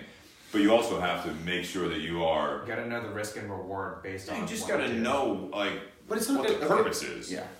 Okay, let's put this... You keep saying like a detriment or risk and reward. So you think being honest is a bad thing? It can be, to some degree. Yeah, but honesty isn't a business profile. Like it's not a way to gain or lose. It's just yourself. Like let's not mix that up. Like you keep saying it's either a detriment or a gain. It's neither. It can be either or. And that's where that gray line But works. it's not that. It can be used that way, but it's not. Here's like with me, when I would mention the fact in my interviews. Going back to the interviews. Yeah. Talking about the podcast, or talking about smoking, or just in general? Just the Okay, podcast. going back to the podcast. When an interviewer asks me, or what's your like extracurricular activities, or like what do you, I look at the podcast. volleyball. No, I look at the podcast as a business. Yeah. So I look at it as, here's where, on the flip side, playing devil's advocate towards myself, Do it. I see the fact that this could almost be a gain. I think of it as a gain because we're actually doing something entrepreneurial that a lot of people don't do. And when you say that, yeah, I've been doing a podcast, I've been consistent, and you talk about the benefits, Yeah. it's really about, like, when I think of honesty, it comes down to your mindset on it. Just like with the podcast, I could say, yeah, we drink, yeah, we smoke, yeah, maybe we get hammered every week. No, I don't say those things. That's about understanding. That's about understanding social cues. I like what you said, Steve, about social cues and understanding your setting, right? And it's like in a job interview. Knowing your audience. Yeah, knowing your audience. So my interviewer, no, when I talk about the podcast, I don't say, yeah, we get, like I just said, all those things. I don't say that. I talk about the entrepreneurial aspect of it, the business aspect of it, what we've done, how consistent we are, and what the benefits could range into. Yeah, what your goals are with it, right? Yeah, and then what that could contribute to said business if I get that job, right? Overall, in the discussion at this point in time, the point is there is actually more benefit to actually being honest than being dishonest or even covering it with what. Well, I think it's the same thing, honesty and telling a lie and being deceitful in a sense. There's a reaction to that. The action results in a reaction, obviously. So and then you're gonna. It's not all factors. Well, yeah, it's not all consequences, and I think that maybe what Jake's trying to kind of tie together is that it is knowing the social cues, knowing your audience, knowing what the purpose of it is. It's not just being honest openly, just spreading like a machine gun fire of honesty all over. Poop in a bucket. I don't even know where that. Yeah, not that. 50. That's not what you're supposed to say. 50th podcast guest. That's not what you're supposed to say. Exactly. Yeah. But at the same time, You don't have to be that honest, Leo. I don't really poop in a bucket. Jesus. We don't know. With no judgment, man. No, that's right. It's true. There's no judgment. What my point, I guess, to that is that when you're being honest with people, when you're interacting with people, you do have a choice. Is it for? And I think this goes back to knowing your purpose, knowing your audience, and when people are making choices on whether or not to tell the truth or to be dishonest. Like if you're in a job interview, if you're dating, if you are confronted by a situation, whether it be in a work setting, a relationship setting, a family setting, even your own personal life. It's kind of like, are you being honest with yourself when you're eating fucking 3 cheeseburgers for dinner at like 10 o'clock at night because you drank too much, or 1 o'clock in the morning? Yeah. You know what I mean? It's like, and then you wake up in the morning like, all right, well, I'm gonna start working out, or then you hate yourself. It's like you're in that cycle. If you're in a situation where you're at a crossroads and you're like, if I tell them the truth, this is going to hinder me getting this job. This is going to hinder the relationship future at this point. If I tell them a lie, this will be something where, and you start analyzing it, like, I won't, it's not going to hurt anyone. I can live with this, or I think I can live with this, or you don't even think that far into it, but, your knee-jerk reaction is, if I'm going to, were you drinking last night? If you're in a job, in a relationship, whatever it is, and they confront you with a question, and you're like, tell me about yourself. Well, no, I'm saying like an actual, like a yes or no question. Yeah, like, did you do it? No, it's an honest. Were you drinking last night? No, I was not.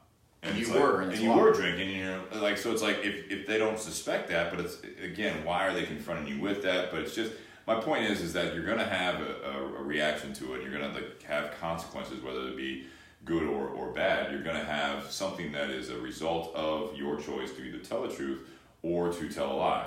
I was gonna say, based on what scenario that's present. Well, what Jake was saying initially about growing up and being being honest is not what's expected. I think what is more expected, to kind of cater down, like to kind of drill down a little bit on that and to cater what they're saying, is that exactly that. You don't have to be overly honest. You don't have to just tell the truth. It's not about telling the truth or lying. It's just like, if no one's asking and it's not important, like there's no reason to share your story. You go into your new job or whatever. Huh? Oh, sorry. I was gonna segue into Instagram, where people talk about too much about their lives. They can, So you don't go into your office. You don't go into your business earlier and just talk to your higher ups about your Tinder profile. That's fine. But if you talk to them about, you got a big meeting or whatever, and in the morning you're like, man, I got so fucking hammered last night. Yeah. Woke up next to this girl, I didn't even know where I was. I mean, it was like probably, like. That's a no. That's the line where it comes when you to. come, That's like, extreme. On the flip side of that, like when someone like in the cigar shop comes in and says that, as long as it's not affecting their job or whatever, and it's like, you're still there on time doing your job, and I'm not gonna name names, but it's like, man, I woke up in Hilton and I didn't even realize I was at Easton. I thought I was downtown, but there is P.F. Chang's, which is neighbor of Tinder Box. Then I knew where I was. I knew where I was when I literally walked outside of the lobby into the daylight, and I realized that the two girls, whatever it is, I'm not going to get too far into detail, I probably said too much, but it's no one in the garage. I'm just saying, when that shit happens, it's like, did you really need to share that? Does that help anything? You don't always have to be honest. But especially with, like, knowing the setting, like, social cues, the fact of who you are and who they were. They help, don't say it. Yeah, it doesn't work. It doesn't work with that situation. Like, that's just dumb. Yeah, overall, basically, when it comes down to it, it is a gray line subject when it comes down to it. The main thing is, it's more of playing towards what your crowd is and what your audience is, and able to actually, like, discuss about, honestly, of what you've been through.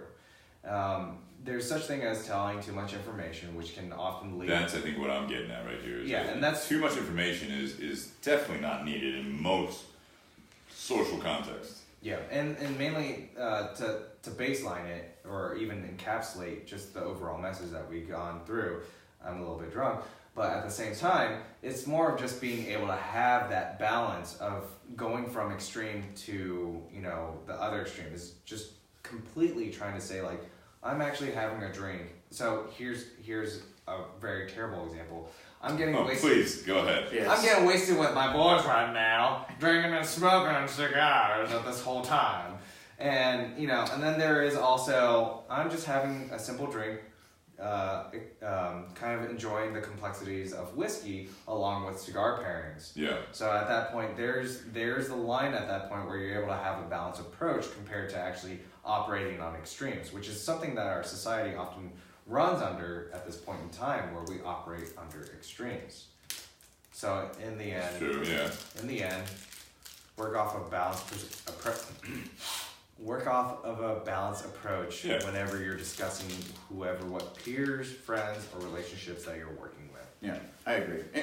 But on the flip side, like, this is one point I did want to talk about tonight, is the fact that I think not a lot of people, there I go again, like with the broad stance, right? It's good to actually be broad, but detail it as you actually jump into it. Yeah, but so I think that there is a lot of people that in this world, they've been either hurt or they've had issues with certain things that they... Yeah, that's what? There's water there. Drink some water. Yeah, before you do another pour there. All right, fine. But, so... I mean, the thing is, ultimately, honestly, I like to enjoy my drink. We want to hear what you have to say in 45 minutes. Yeah. Oh, it's going to be terrible. What I was... We had one guest, We had one guest, Nook. Nook's on? He fell over. Not right now. No, Nook was looking for his keys for about 30 minutes at the end of the podcast. Let's not go down that route. And the mic was still on. Oh, oops. Yeah. Anyways, go ahead. Anyways, so I think a lot of people allow bad things that have happened in the past, right, affect the future because they think it's all right. Naturally, that's okay, but it's not okay when you're trying to figure out like social cues and stuff like that. Like, people change because of detriment in their life. That's where they make adjustments, like positive adjustments. People need, Jesus, Leo. There's, that's me being honest. I'm talking. That's fine, I'm very sorry. And so, what happens is people allow that detriment to affect the rest of their lives, and it changes the way they think.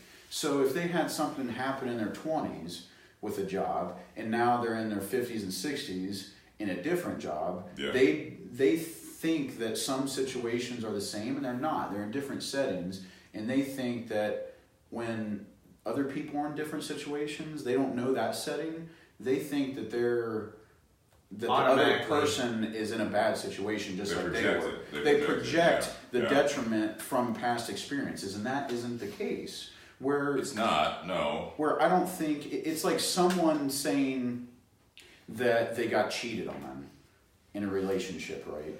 And they use that or it's like it's kind of, and this is gonna be like super deep, but it's kind of like a woman or a man saying that they got abused, so then they don't go towards the opposite sex, and then they stay with the same sex because they got abused through the opposite sex.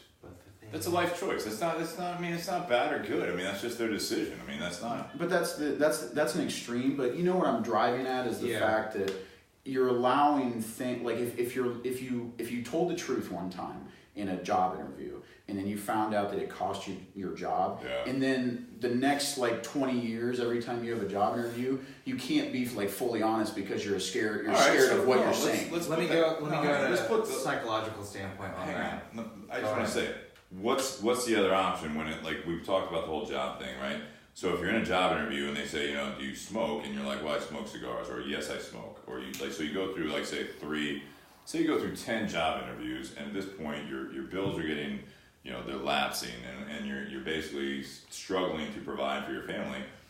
First of all, don't make a lie and stop smoking if that's what you're going to talk about, whatever it might be, or the podcast, right? So to make the life choice, like maybe that's costing me a job in general, or the jobs I'm qualified or applying for is like they don't, like to Leo's point earlier, is that there's a lot of corporations that are going tobacco free, right? Yeah. So it's like you just don't, either you find that out and don't apply to it, or you stop smoking cigars. You should be able to stop smoking easier than like say cigarettes or what have you. Right. Yes. That's a very prominent example. But I mean, if you're just gonna lie and say that, and then you get caught with it, it's gonna end up costing you that job anyways. Like, yeah, you're gonna pay your bills for a little while, and they're gonna do a physical, they're gonna do a health screener. They look on your Facebook page, and you're like, well, I just saw you were on a podcast last night, and you were smoking cigars. You said you don't smoke. Right. Well, I smoke cigars. I don't smoke cigarettes. I thought you were asking about cigarettes. No, I'm asking, do you use tobacco? Well, that's when you can So it's like, so my point is that, do you at that point make a white lie and just say like, do you smoke? Nope. And just roll the dice? No. Or do you make a life decision and say, I'm not going to do that anymore? You either make the life decision or you don't work for that company. That is right, but I'm saying like it comes down sometimes to the fact that it's like, all right, so no one's hiring me. It's been months. Say it's been 6 months. I've been doing, I've been doing unemployment. I've been applying to jobs. Everything I run into, the feedback I'm getting is that because I smoke, because I don't know. I can't think of another easy example of that, or whatever. Or you get feedback. It's like, well, you interviewed really well, but you didn't dress the part. You wore jeans to an interview or whatever it might be. You make that choice to change that because that's where you're prioritizing, obviously, what's important in your life. Is smoking cigars, right there. Well, smoking cigars important, or smoking cigarettes that important that you can't stop, but you can't afford to do said hobby or lifestyle because you don't have a fucking job. Yeah. And that's welfare is not going to, they're not welfare, but unemployment. He's not going to pay for it. But the thing is, when it comes down to it, so here's the point that I'm going to drive towards, and it's almost a segue towards honesty, is being honest with yourself. One of the things is that you do have to be honest with yourself and what you entail. You cannot change for somebody else. As many of our grandfathers and fathers have said, and mothers, always be yourself. And that's an quintessential point is that you have to be honest to yourself in what you entail. You cannot change for somebody else. Otherwise, you'd be falling apart as you actually run along that timeline if you're hired or in engagement of a relationship when it comes down to that. Sure. One of the things is that, I lost the point now. Well, I'll challenge that actually. I mean, to a certain degree, yes, be yourself, but you got to constantly be evolving. That's what I was getting at. Is that you have to actually you have to realize what your priorities are. If you're a father or a mother that's supporting 3 to 5 children, ultimately you want to prioritize that. I mean, like the thing is, tobacco can be an expense at that point, and do you want to prioritize it? That's where the gray line actually happens, or that gray. Keep going back to the gray line. Why is being honest the gray line? Because the thing is, honesty can often lead to a positive or a detriment. But sure. In my book, it leads to more of a positive. Which is different than the way you were implying earlier. Yeah, but it's more of just being somewhat of a devil's advocate, but also at the same time just being realistic of the expectations of what your peers or people that you're trying to deal with. The thing is, when you're actually able to acknowledge the detriments, you're able to actually realize what you might entail, and you'll be able to actually provide a solution towards that detriment or provide a solution towards that challenge when it comes down to it. So going back to a priority standpoint of in a corporate scenario, trying to say that I'm prioritizing my kids. There's also prioritizing, of your hobbies and your own mental health in a sense, which weighs more when it comes down to it? Is your own mental health more of a heavier weight, or is your family more of a mental weight? And honestly, being able to actually acknowledge what your priorities are, you're able to actually understand what choices that you make. Absolutely, on that scenario. And that comes with being honest with yourself, is that what you're saying? Agreed. Okay. I think, being honest with you, all right, so the whole thing we're talking about with like jobs and everything, my point is that sometimes being honest with yourself, and that's what we're going to call this, is that it isn't just about priority. Your hobbies are your hobbies because they don't fucking like keep you living necessarily. They are the accent pieces in a sense. Unless you're making money. No, unless you're making money off of it, it's like, that's fine. Go fucking do smoke cigars. How are you gonna buy them? Yep. You don't have any fucking money to buy cigars. So it's like, all right, cool, you have your hobby and you're gonna now you're gonna rack up your credit cards for that? Fuck you, like that's stupid. Because the problem is that you don't know the consequences of that part too. Like, so years down the road, now it's like, well, I declared bankruptcy because I couldn't stop smoking cigars. I couldn't say no to this great deal on this car that I had, I overextended myself, and at the same time, it's like, just, man, like, you have to, at that point, man up. You have to, like, realize that it's like, all right, so you're 29, 23, 38.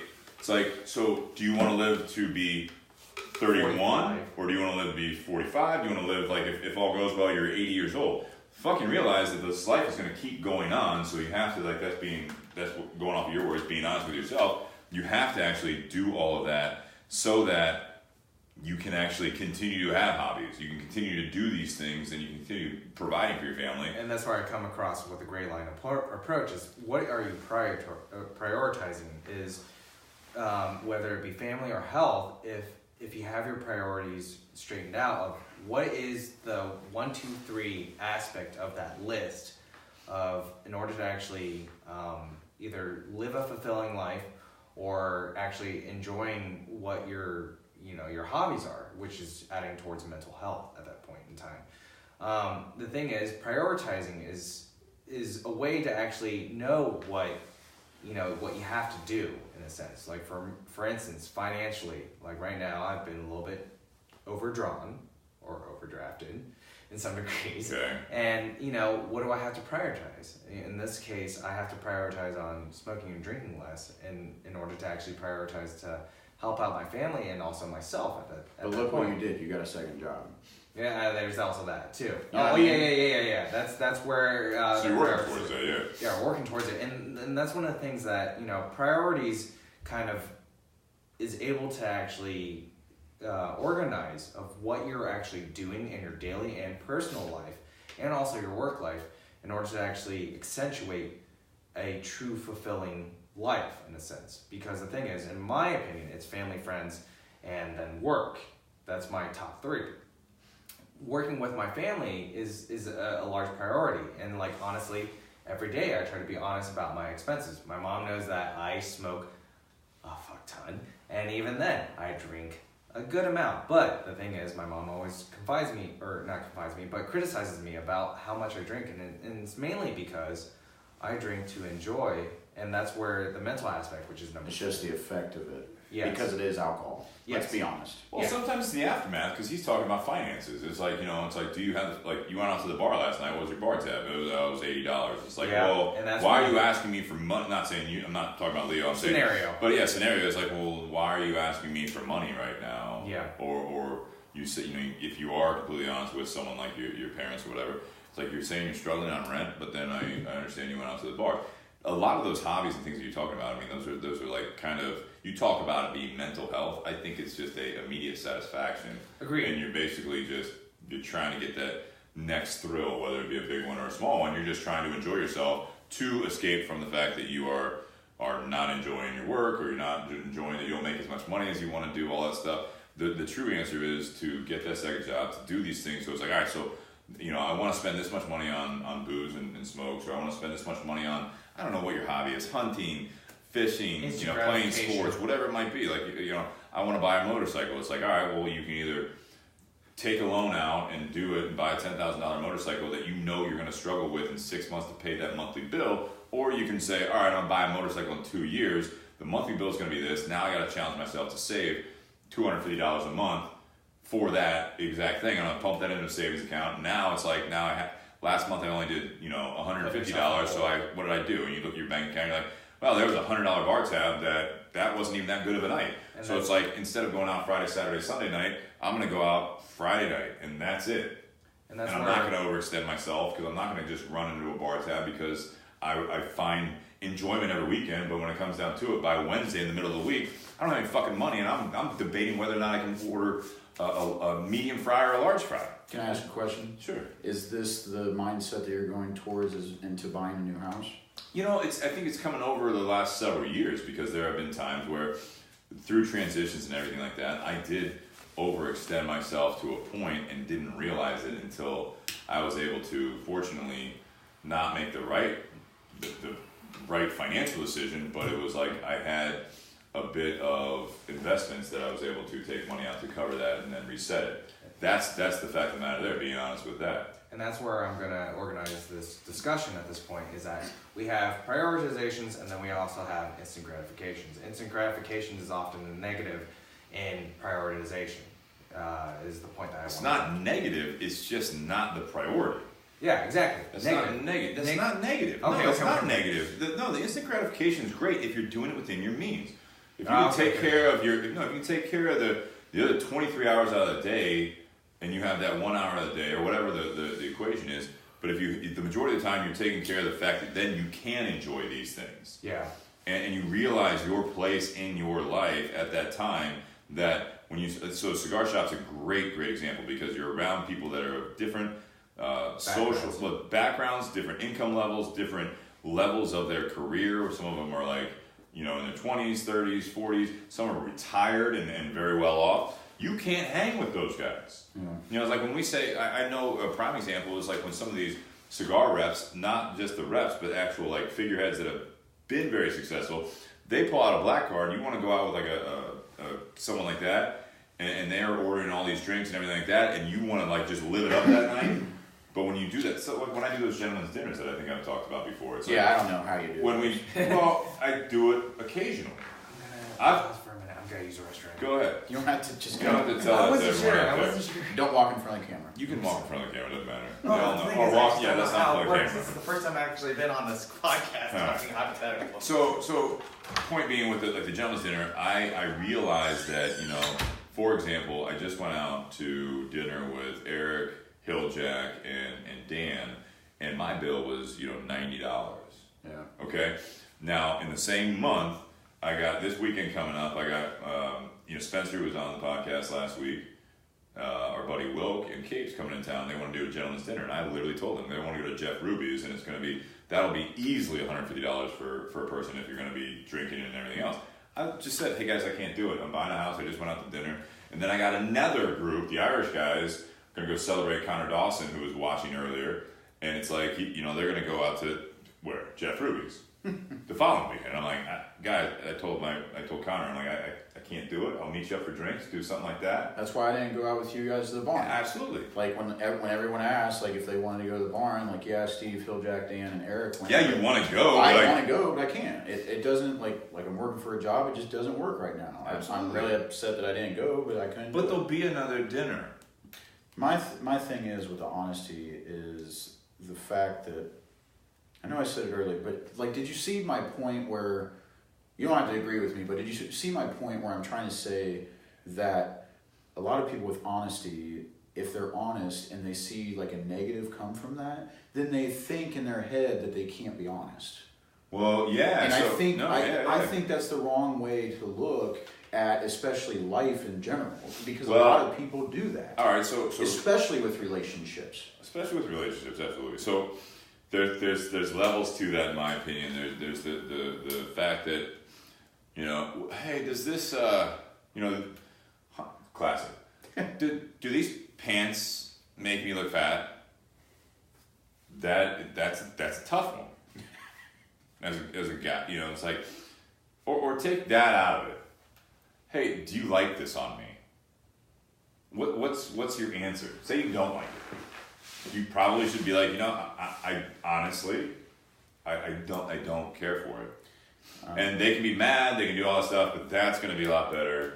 But a lot of times the easy out is the, you know, yeah. Do you like it? Well, I'm asking you. Like, well, yeah, no, I think it looks nice. I mean, you look good in everything. Yeah, I don't. To be honest, in my personal relationship, I don't do that. You say no, I don't like it. Well, so I don't even. It's not lying, and I don't think it's a white lie. I rephrase because it is kind of like a loaded question, right? For most men, I think. We take it as that, and it does get that way. Like I said, the social stereotype is absolutely, it's like you have to be, you know, you're in a lose-lose happy situation. Life, or happy wife, happy life. I don't like it, but there's a lot of, you actually talk to people, I think, a lot of times in a very happy relationship, and they say, hey, you know, do you like this on me? And they're like, no, honey, I don't like it on me. First time it's going to burn, second time it's going to be like, oh, I appreciate you being honest, or then it doesn't fucking matter, you're going to get an argument, if you will, for a short period of time, and it's like, you know what? I honestly, honey, I don't like the way that looks. You're like the dress is weird or whatever. The pants are weird. Or, you know, I don't like those shoes. Whatever. I don't think it goes together. Those like, don't fit you. No, they're gonna be like, well, I like it. I'm gonna wear it anyways. And then you're in the doghouse that night. No, but it's like that's fine. I get what you're saying, but I'd much rather, you know, I guess anymore, especially, and it's something I've learned, I guess, over my life is that, and I didn't run into that a whole lot, but I had that mentality. It's like, well, this is normally my response used to be, like, well, that's a loaded question. It is a loaded question. Because you know what? I do like it, but now you're going to think that I'm saying that because I don't want to upset you. And if I say I don't like it, then you're going to be upset at me because I don't like it and I know you like it, or else you wouldn't have like picked it out. If you're honestly on the fence about it, then you got to tell me that you're on the fence about it. But now I don't even trust you because I think you're saying you're on the fence about it because you are trying to get the honest answer out of me, and whatever I say is going to be wrong. If I'm in a situation like that, all I say is, if I don't like the outfit, right? Yeah. I say, that doesn't look bad, but you know what would look great? And then I give another example. Dude, I had this happen literally the other night, going to a holiday party. No, hold on. No, what's the subject line? Because I just you went to the bathroom. Yeah. Being honest, I don't know if you were... Yeah, I had a long pee. Were you here? No, being honest. No, we're talking about being honest. So I had this happen the other night. So Liz brings over 2 outfits to go to this holiday party, right? It's not a dress up thing or anything like that, but you know, she wants some of the girls dress up and she wants to jazz up. Jazz up, exactly. Good call. Hashtag jazz up. No hashtags. But she brings over 2 outfits and she's like, you know, she puts one on, or she points at both of them and she's like, what do you think? And I was like, well, I think the sweater. She had like some like shirt, like blue shirt, and then she had this sweater thing. And I was like, honestly, it's gonna be cold, so I think the sweater's probably better. She's like, yeah, but it goes below the shoulders. And I'm like, yeah, we're gonna be inside. I'm just saying overall you might be more comfortable in that. And she's like, well, yeah, the other one has like puffy sleeves. I'm like, okay, so it sounds like this sweater's the one. And she's like, all right. So I start getting ready, and then she walks in the other outfit, and she's like, what do you think? And I'm like, I think it's fine. I still think the sweater's like probably the better option. She's like, what? I said, I knew you were gonna pick that one because I chose the other one. And then it's like, at the same time, what happens? She's like, nah, I don't know if I like these sleeves. You're probably right. Let me go for the other one. She throws it on. She's like, yeah, this is more comfortable. And I'm like, I don't want to say I told you so. Like, I'm not, like, I didn't have the right answer. At that point, I'm telling you. Yeah. You know, but luckily it wasn't one of those situations. She puts an outfit on. She's like, do you like this? Because I just spent a lot of money. I really like it. And she's being honest. I'm like, I'm glad you like it. That's my answer. I'm not lying. I'm glad you like it. And that's the inclusivity of actually being honest when it comes down to it. You're being inclusive to actually knowing what her tastes are, and you're actually able to be a positive force to add to it. Let me tell you this. I think being honest is a full-time thing. It is. Like we talk about, and I struggled with it at one point. Not that I considered myself a huge liar, but I've done things in my life, past relationships, where I'm not proud of it. And that's the one thing coming out of it that I really learned is that, first of all, I wasn't honest with myself during that leading up to it. I at times I did lie, and I'm not proud of that. There was one time I said a lie, and it was almost like kind of a white lie, but it was a little loaded white lie. Yeah. And I woke up the next morning and had to tell that person that I lied the night before because I couldn't take it. So those are the things that sometimes you hopefully will learn from other people, but if you learn from your own mistakes, in a sense, the consequences that you everything leading up to that, whatever the reason is, you're not leading an honest life. So when I looked at it, is that my biggest thing now for me is that I try to be honest. And I realize that, to Leo's points earlier, like there are consequences to that. To your prioritizations. Being what the priority is, and it's like even like in my current relationship, there have been times where I wasn't sure, and all that stuff. And I've talked to Jake about this because we do have heart-to-hearts on, when we're not on camera, because that's what friends do. And I would tell him things like, like I don't know. And this is the way I think I'm going to handle it. And there may have been, I don't want to say, again, I'm being honest with the actual facts of the matter, but I'm not necessarily disclosing everything unless I'm asked about it, right? Yeah. And that's where that TMI role kind of goes into play. Well, at the same time, though, it's like, I think it's better for the long term to be honest every day, the best you can. Everyone's going to slip up. I don't care who you are. We're all human. Yeah, you're all human. So you kind of butted up against the wall where you're like, I don't want to say this because it's not, in your mind, it's not that big of a deal. And I know that if I tell the truth, that other party is going to be upset, and I honestly don't think there's a reason for them to be upset about it. Yeah.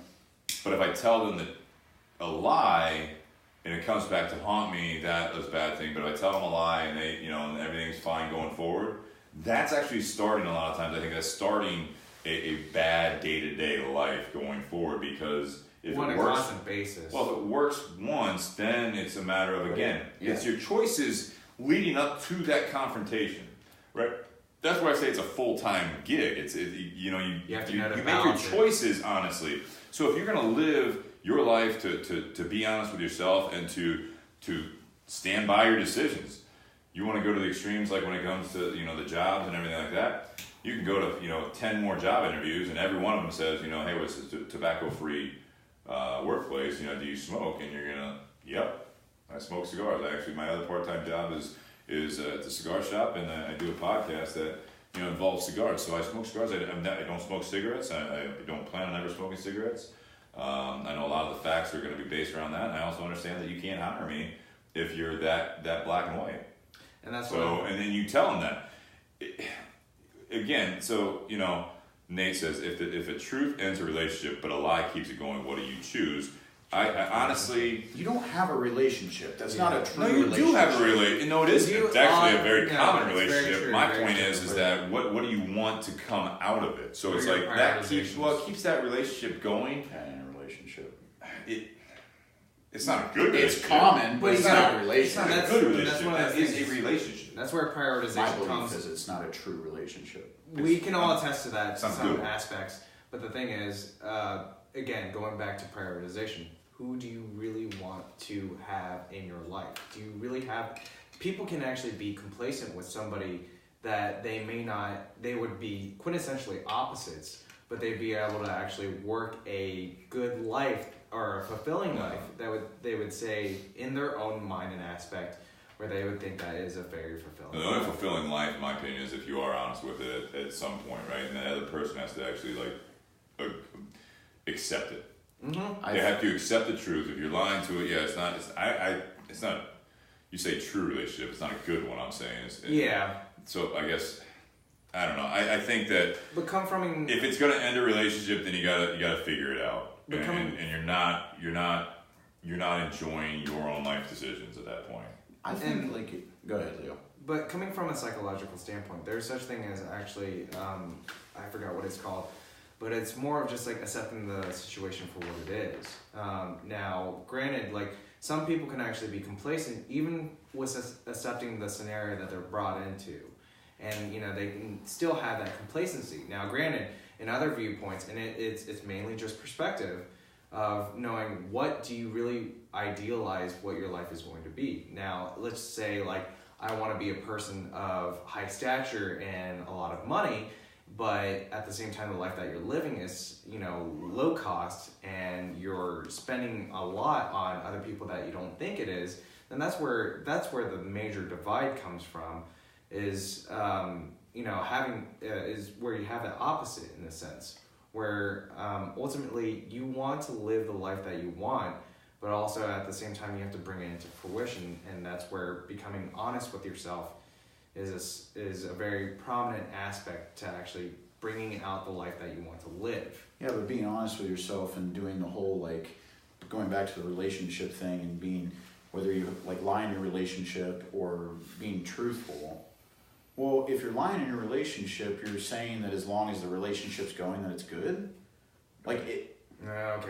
Yeah. Valid point when it comes That's a down to good point. I'm gonna just keep going. You know where you're at. I'm a little bit drunk. So what you're saying is that if you project yourself that I want to be success, or, you know, air quotes, like the business success guy that makes millions and does all this, it's kind of like a politician. Like if you lie all your way to the top, then who the fuck are you? Yeah. Who are you? Well, if you can't even be and that's honest. where that great line comes That's from. actually a good point, and that's what I was going to say towards Leo's and your point. When you are prioritizing and you talk about honest or deception, You're being true to yourself with prioritization. no, you're prioritizing yourself. Oh, okay. Prioritizing You are yourself. the priority. The other people in your life are not the priority, is my point. So if you're in a relationship and you're lying to get yourself to feel better or whatever it might be, or to keep that relationship going and what have you, you have now made yourself the number one priority, which in a lot of circumstances you may have to do that, but that's not what we're talking about It here. depends on the priorities that you set for yourself. I'm just one of those people that believe, because I went down like a streak. I get what you're saying. I went down a streak there too, Steve, where I felt like I was lying all the time. Yeah. And then one day I said, I can't do this anymore because, like what Nate said, it's eating me alive. Yeah. So then I tried to right my wrongs to the best of my ability. And then when like situations arose, even if it was something as simple as like you and Liz, Steve, like Alicia and I have the same conversation about outfits. You know, what I started doing is luckily, it's not normally one of those things where, oh, I bought this great outfit for tonight and you're going to a dinner and then like, what do you think of it? Normally it's normally two situations. You know what I started doing? I gave Alicia a quarter and I said, this is what we're doing from now on. Heads or tails? Yeah, heads or tails. And you know what? We've been doing it for the last like 3 weeks and it's freaking awesome. Yeah. It's great and we don't question it. She doesn't question it. I don't question it because it's just, it creates a game. It creates a fun atmosphere. You're doing it between together. the two of them. Yeah. And You're being able to actually be a part of each other. yeah, and you know, like at the beginning of Alicia's and I relationship, I felt like I was lying, and then I fessed up to it, and she still stayed with me. And we're down 4 years later. God damn, it's 4 And years. Yeah, so we're going on almost 5, and it's like, look where it brought us. Now I can go to bed every night. I can go to bed every night knowing who I am. I couldn't, even if You're making that's very, very important. Yeah, like It's being honest with yourself. Yeah, but like if I couldn't be one of those people, yes, I do want to be successful. Yes, I want to have. Do I want to have lots of money? Yeah, but not to the extent that I would lie about There's a catch-22 being with myself and doing all that. Like it just doesn't. It doesn't appeal to me. And I personally, I don't think people should live their lives that way. Now, if that's what you want to do, then fine. I can't force you to do anything. But I'm not going to be your friend. Like if you're going to be like that. As good hip hop stars have always You're said, not going to be one of my people. As good hip hop stars have always said, more money, more problems. Oh, wait, deep. sorry. That's really More deep. money, more problems. That's right, Leo. Thank you. To add to the joke to that, but I mean, going back to the discussion, I mean, mainly the thing is prioritization is very important as far as knowing what are your priorities and being honest to yourself and being honest to the other people that you accentuate with. I mean, ultimately, being honest with yourself is pretty important, but just as much as being honest with your other peers and friends and relationships. I mean, it is a very fine balance, and that's where I'm going to go back towards the gray line, is that gray line is knowing the balance between trying to be honest with your peers and being honest with yourself is one of the biggest, I would say, mindful aspects. Being mindful is almost in a sense being aware of what you do and what you entail. And being mindful of what you do often leads to a positive reinforcement of what you do, in a sense, and what actions that you may pursue. So let me interrupt for a second. You're going to say gray line, aren't you? But I'm going to go back to this where you keep saying you need to be honest to yourself, you need to be prioritizing blah blah blah. Mm-hmm. And it's not just blah blah blah, but just for time's sake. I mean, I am kind of going on tangents here and there. You're fine. What I will say is so what happens when, like in your situation that you brought up at the very beginning? Scenario, bring it up. The scenario of you like presenting your Tinder profile to your hierarchy in your job, where what were you doing there? I honestly don't know. Like, were you trying to? What brought it up? What was the goal of you just bringing that up? Were you trying? Do you think that you were trying to benefit yourself and it would make you more personable, or do you think it was more of a self-worth thing where you felt better because you were opening up? I think it was more of just building a relationship that I have by being vulnerable. And that was one of the aspects that I went with that decision, because, well, partially it was just kind of under the influence of alcohol, but at the same time, it was just more of like being a personable, character amongst the group that I would say, reside in.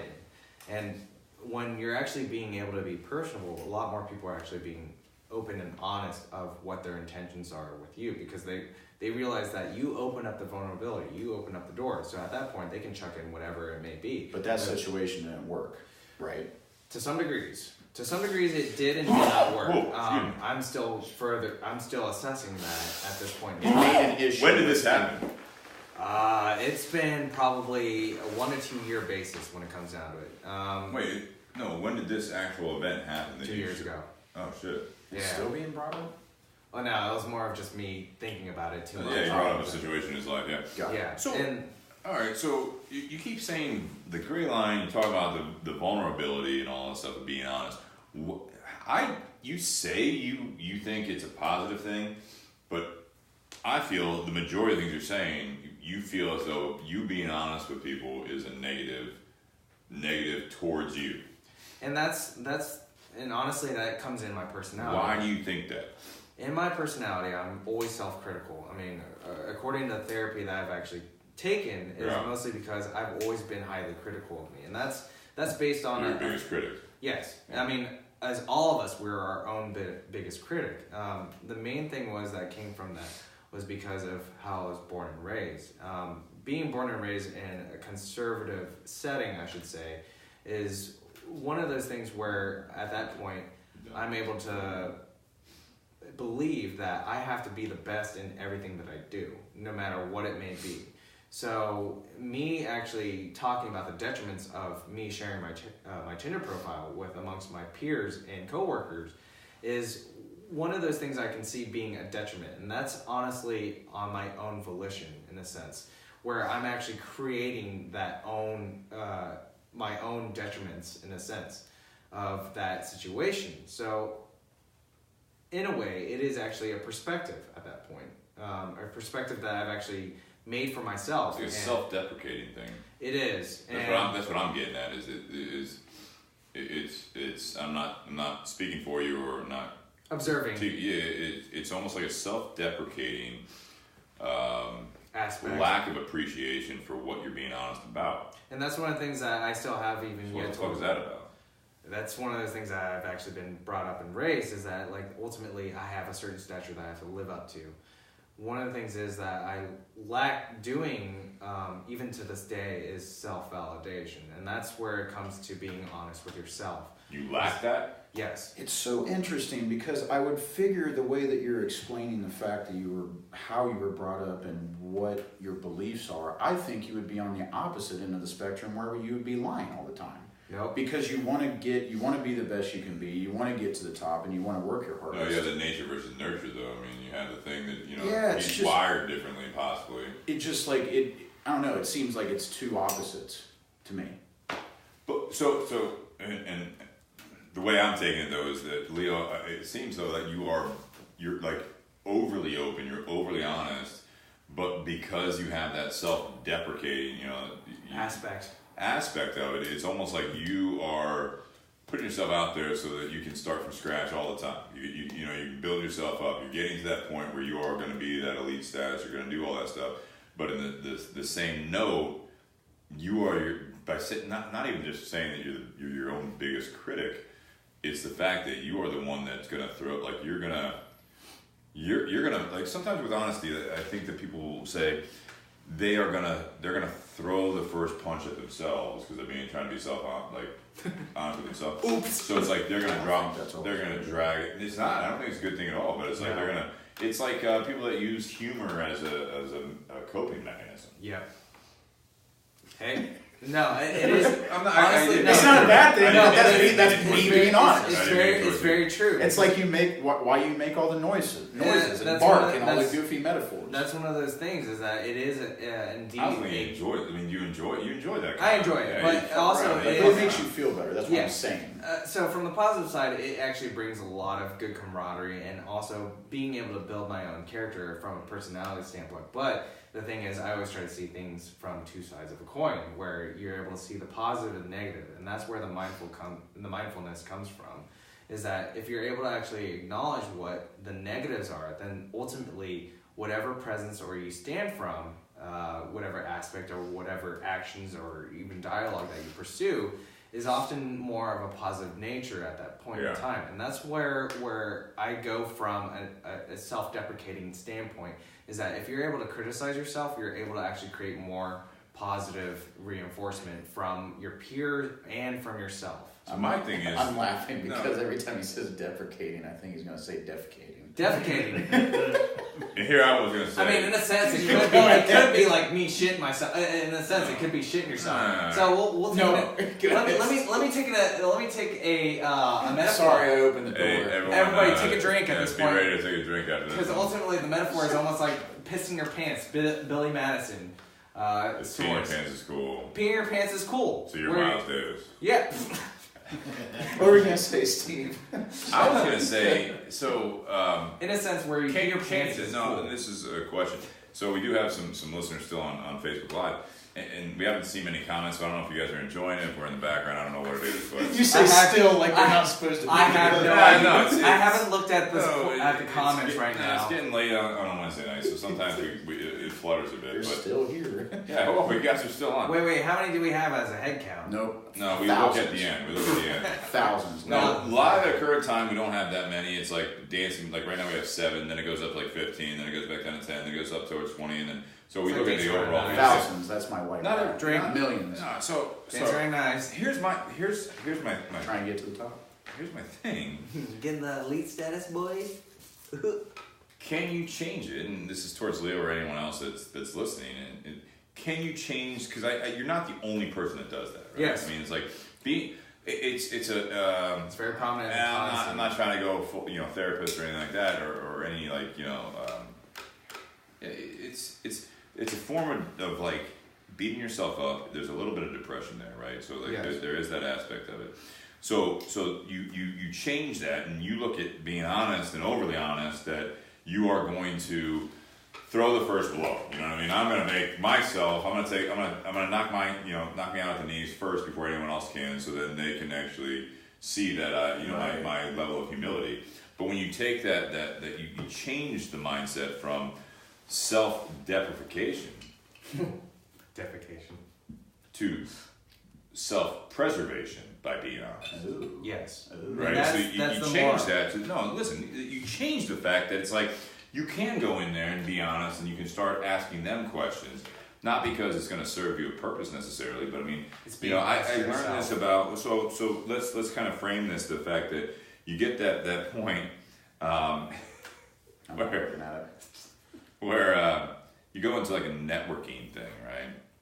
That's the scenario that you go to a networking event, but instead of just like kind of just doing the icebreaker on yourself or any of that stuff, you ask questions. One of the things when you go into a networking event, it's a very, very, and I'm of the opinion that it kind of frames the way you talk to other people, especially people you don't know. Yes. You start asking them. You ask them, how you can help them, but more importantly, you ask. If you go to a networking event for business, typically you're going to be going there to try to expand your network so that it benefits your business. So when it comes down to it, there are two ways to do this, Leo, instead of sweeping up. Sorry. There's two ways to do this, where you go into a networking event and you go in, you try to make the hard sale. You start talking about yourself, start talking about your business, you start talking about everything that you have to offer. Like, I'm going to bring this to the table for this networking, this whatever this, Chamber of Commerce, whatever the organization is. Or you can go in and basically be that person and ask a lot of questions, so what's your business about? I see it's on your shirt, like, you work for X company, like, what do you guys do? And then they answer the question, and then you're like, all right, that sounds good. And then you almost self-diagnose the fact that either you can be a benefit to them, and if not, at the very least, you know who they are, and if they take anything, if they got a head on their shoulders, you're gonna look at you and say, you know what, like, who'd you work for again? Oh, I work for Y company. And I'm like, all right. And then what do you do? Oh, we do this, and all that stuff. And it's like, it's not necessarily a scam or a scheme. It's just the fact that you are actually engaging with other people based on their interest, and you come second. Mm-hmm. But when they ask you, you're honest, you tell them everything you want, but you don't like necessarily have that game plan that I'm just trying to suck it out of everyone else. And that's where I go back to the priority. When you're dealing with whether you tell the truth or you tell a lie, you are choosing yourself first, and you're gonna absolutely just fucking rationalize it till you wake up in the morning and say, you know what? No, I did lie, but it's for the better of the situation. It's for the best of the situation. It's so that we don't hurt that other person and that nothing changes. I don't upset the relationship. I don't upset the job interview. I don't upset any of that stuff because I'm going to take it and I'm preserving it, but you're not doing the self-preservation is kind of what I was getting at. Is that you need to, and this is just my 2 cents. I think when people are in the situation, or the mindset you are where you're bringing yourself down first, preserve yourself. You know what I mean? Look at what you can provide to others. And there's a lot there for a lot of people that they look down on themselves first, and that's their social interaction at that point, is that every time they're the ones that cut themselves, and it gets to the point where people around you a lot of times are just like, well, it's not about being honest, like that's oversharing, too much information, whatever it is, or it's just like, what the fuck was that? Like, why are we talking about this? You know what I mean? Like, why? Yeah. Where self-preservation is more of, in a sense, you can build yourself up, talk about your strengths. You can talk about your weaknesses if it comes up, but don't lead with that. Yeah. So one of the closing remarks I actually want to express is mainly because that being true to yourself is one of the things that ultimately we can't take away. It is an aspect that makes us who we are, and ultimately it is what would actually provide more of a benefit towards yourself. I'm not laughing at you. I'm laughing at Steve. But I do. We were blowing smoke back and forth. Right. But being honest and true to yourself and what your priorities are is something that you can actually bring about yourself and bring to the table, regardless of personal wise or even corporate or even work wise. You're able to actually grow as a person in some aspects by being true to yourself. So you got. I have more, but right now I'm just like all Go ahead. Well, yeah, because this is it, man. We're ending it. Closing remarks, baby. I don't know. I mean, ultimately, yeah, being true to yourself, but also acknowledging what your peers and what your audience is one of the things that you can actually really take in. Again, your parents and every other grandfather who's ever told you is that you really have to be yourself. I mean, there's no sense of actually changing yourself to be somebody else in order to actually run a certain priority. But then again, that's where the gray line often works, is that ultimately, what are your priorities are? Do you want to actually make more money to actually support your own family, or do you want to actually support yourself in who you are and what you do? Mainly, the overall message is be yourself, because the thing is, there's no sense of actually trying to be somebody else, because ultimately everybody will be able to see the cracks behind it.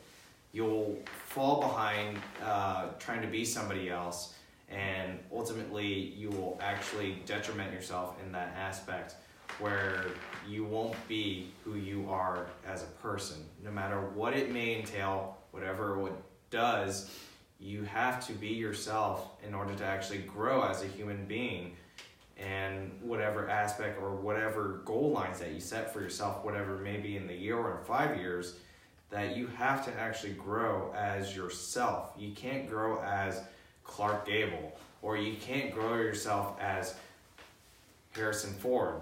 It's just one of those things that it won't work. The main reason why so many prominent characters that have been in history is mainly because they're just being themselves. So myself, I am a smoking cigar enthusiast, and a alcoholic enthusiast. Alcohol. I don't know if that was a alcohol enthusiast. But mainly the thing is, it's two of the things that I enjoy, and ultimately is able to open up doors to be honest. It is quintessentially liquid truth. And the thing is, if you're able to actually drink with your peers, or even with your family or respective circle, you're able to actually know who entails what and what you entail as well. You're able to bring towards the table that, hey, I have a diamond and you have an emerald. It's all right at that point, because at that point they know what you're actually entailing at that aspect. No, I thought that was really, really good. So the diamond emerald thing, I did that. But I mean, I get it. We'll do a 50-year cheer after closing remarks. 50 episode. Yeah, what did I say? 50 year. Oops. Don't fucking hashtag Nope, you're done. Hashtag oops. There's still half a glass of water there. Look, Leo. Yeah, I've been just mostly drinking this whole time. I'm very sorry, but Don't apologize. Are you kidding me? You're good. And that's where that self-deprecation comes towards it. I had so many points, but I was just like, shit, I can't. I think you made a lot of good points. You make a lot of good points. The main thing that I heard tonight from you is that, like being trustworthy and being honest to yourself. And I struggled with that, not to, actually just like a month ago, and I'm still struggling with it, right? Because that's why I went from being all I knew was, football and school, and then I, get thrown into the world, and then I have a new passion, and that doesn't work out, so then I have to find a new job, and then I have to find something that I'm passionate about. And because I don't want to work that job that I worked for 40 years that I hate, and come home and then my life's over. Yeah. Right? And that's not really over, but you know what I mean? Like that's how some people feel. That's how you look at it. That's how, perspective. I think some people look at it that way, and I think most people that are involved in that kind of situation within their lives look at it that way, because they always hated their job, and then they get done with their job and they retire, and then they don't know what to do because they were institutionalized in that. So what I will say is that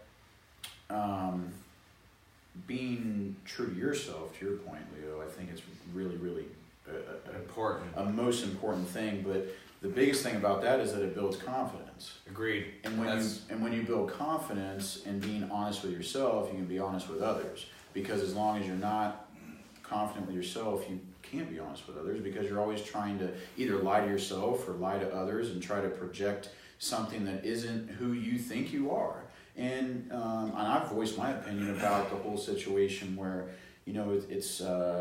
I've struggled with like being true about the cigars and being true about like the whiskey, even though I'm passionate about both, but then the people in my personal life, the old friends, the old family members and stuff like that, see it as wrong. And they know the old you too. Yeah, but it's like when you were a kid. Yeah, but people change, and And yeah, that range between 18 and 25, you change drastically. Everyone does. It's a growing and I think a adolescence. lot of people really take that out of context because Of social norms, of who they thought you were, and they think if you're doing something different, you're wrong, and blah, blah, blah. And it's normally people that they care about you, and Absolutely. that's good. Yeah. But when you try to explain to them, people won't need to understand boundaries. You have to put I'll yourself say that. first.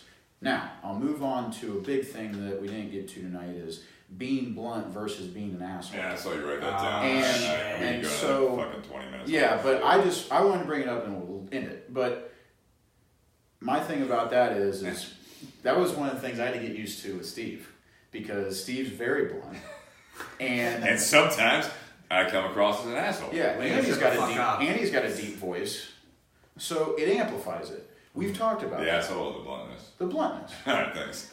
And no, Thanks like for saying now they're we recording. joke about it. We joke about it. Like Yeah, a lot of men joke about it. Like, oh yeah, like I'm an asshole, or he's an asshole, or something like that. And it's joking, but sometimes people do take it above what is in the means That's the of TMI saying something. area. And Oh man, I like this. and I think when if you're trying to be blunt, it's kind of like the relationship thing. If your girlfriend asks if this dress looks good on me or this other thing looks good on me, what do you think? It's not like, here's the difference. Being an asshole would be like, no, I hate it. Like, why would you wear that? Yeah, honey, that looks Or fat. that That's was- a stupid question. You know you look fat. Yeah, yeah, like, or something like, and if she Have you seen your ass? You turn around in the mirror? God damn. Honey, regardless of what you are, ultimately you look pretty. But the difference is I know being what you're saying. blunt and saying, honestly, I think being I direct don't- is a better way of saying that. oh yeah, sure. Being direct, being Yeah, blunt, it's terrible. Blunt has a bad connotation sometimes, but It's I know what you're saying, interchangeable yeah. I agree with regardless. you. Yeah, I'm saying to the And viewers, I listeners. think being blunt and doing that and that's a part of being honest when someone's asking a serious question. Yeah. And that was my main point when it comes down to it. And I think a lot of people, when it comes down to serious questions, they try to misconstrue and jump over leaps and bounds Put their of, perspective on it. well, no, they put the other person's perspective on it. Oh yeah, that's It's right. not your perspective, it's the other person's, where you already think they know, or think you know what they're going to say. And if you can wrap your head around that. I know, it took me a minute. You saw I had like a little eye blink at that Steve point. and I was have like, talked about this, where I think, I do it to some degree, a lot of degree, where I already think I know what the other person is going to say, so I just don't say it. You've already had the conversation in your mind, and I eliminate. shortcoming. Yeah, I eliminate the conversation. Now, sometimes a lot of times you're right. I will say that. And that's either worked or didn't work out with past jobs and what so forth. But here's the difference: is that even though that I did do that, and maybe that may be a self-deprecating thing of my own, I think it worked out to my advantage with my past job. So I think when we're talking about all these different aspects about being honest, I think it's very, very important to either learn from mistakes, but don't live by the mistakes. Agreed. When you learn from... Don't punish yourself, and I'm not correcting you, but what I'm hearing, I think what you may be trying to say, don't punish yourself from those mistakes. Truly learn from them. Agreed. Yeah, like learn from them, but don't make it a part of your life, because when a situation comes about that may be the same thing. It's not a vendetta against other people. It's not a vendetta against yourself. Don't put it Yeah, as and that's a been crutch. like my your own whole personal that's been my whole thing about the podcast with this conversation tonight is that people allow situations to affect other situations, and you need to look at the setting, your audience, and everything, and then you can adjust, like being honest or blunt, but don't lie if it's the truth. If it's the truth, then you need to say it. I mean, it's like I wanted to give an example about working at Chase, where my past job and the second test of my Series 7. Yeah. the guy that I actually interviewed with, he was one of the managers, but he wasn't my manager. Mm-hmm. And I was doing something at the copier, and he came up to me and said, "Your test is tomorrow, right?" And I said, "Yeah, it's my second one." And I said, "This is where I got on my first one. I was really close, but that doesn't count, right?" And he's like, "No, it doesn't." And he's like, "Good luck tomorrow, blah, blah, blah." And he's like, Jeff's a really funny guy. And he was like, liked him. Yeah, he was awesome. And What anyways, order? hold on. And what he was saying is he was like, "Well, you're going to have a drink after, right? Regardless if you're celebrating or if you're not." Wasn't Jeff And I was actually like, well, I actually have that. See, here's one of the situations I want to bring up is where understanding the situation, he brought in this dynamic, right? Yeah. About drinking. Okay. So I bring up the podcast. Now, he can't really, I mean, yeah, he could have hurt me and said this and that. This is a conflict But I understood the situation and wanted to share something about myself Right. towards him that I knew that would be okay. Yeah. And it's not like me, and I'm not picking on you, Leo, but it's not like me saying, "Yeah, I'm going to have a drink and yeah, I'm going to go have sex with my girlfriend or something after." Like, I'm not being so honest with someone. Inappropriately honest. Inappropriately Yes. honest. TMI. That's Really what you're open. Yeah, open about something, and that's where it comes down to, I think when we're talking about business, the business relationships, it's really a need-to-know basis. Yeah. Agreed. It's a Agreed. social, yeah, it's a scenario, right? Depending on what scenario. Know your audience. Hope I said everything I wanted to say, but No, go on, it Steve. was very, very point and I think it was very good. on point. So, Steve, any closing remarks? Yes, Leo, thank you. Like how I try to be fucking goofy as shit, and then I just revert back to weird. No, I want to Organizational kind of standpoint. touch on the being blunt. Very versus- tipsy. I'm very drunk. being blunt versus, what was the way you said that? Being blunt versus being an asshole. I more look at being honest. So sometimes when you're dealing with conflict, a lot of times I think being blunt. It's the best approach. Well, yes. Some degrees. Hang on. It's literally the fact that it's not being blunt. It's just being honest. It's being open, right? So, but being blunt sometimes is the right approach. Being honest and trying to frame the conversation so your goal of being honest and what you're trying to get across is, and it's not always the one that's being confronted. Sometimes it's the one that is actually confronting that other party. We didn't talk about that very much tonight. Can you explain that a little bit? Elaborate. Well, so we went a lot of times into us being the one that is needing to be honest on the. It's probably not the best way to describe it, but being on the victim side, being on the one that's being grilled, being the one that needs to be honest with your actions. Offended. Sometimes it's the it's the fact that you need to be honest with someone else because you're the one that has a problem with it. Because they're not being honest? No, just because that you're You're that person asking that question that you're going to be, you know what I mean? okay. So you're the one asking the question. You're being honest. You can either just brush it on the rug. You can not confront that person. Confrontation, right? So you're that person. Got it. Part of the honesty right there is the fact that you do have a problem with that. That you are the one that we're no longer. Three of us are no longer the ones getting that question towards us or getting interviewed. Yeah. Right? Job, relationship, everything else, right? So it's the fact that sometimes you actually have to vocalize and voice your opinion and voice your frustration and be honest with the other party, whether it's a romantic relationship, whether it's a job interview, whether it's a business interaction, right? Toot your own horn. So not toot your own horn. It's literally okay, no, you're fine. You're fine.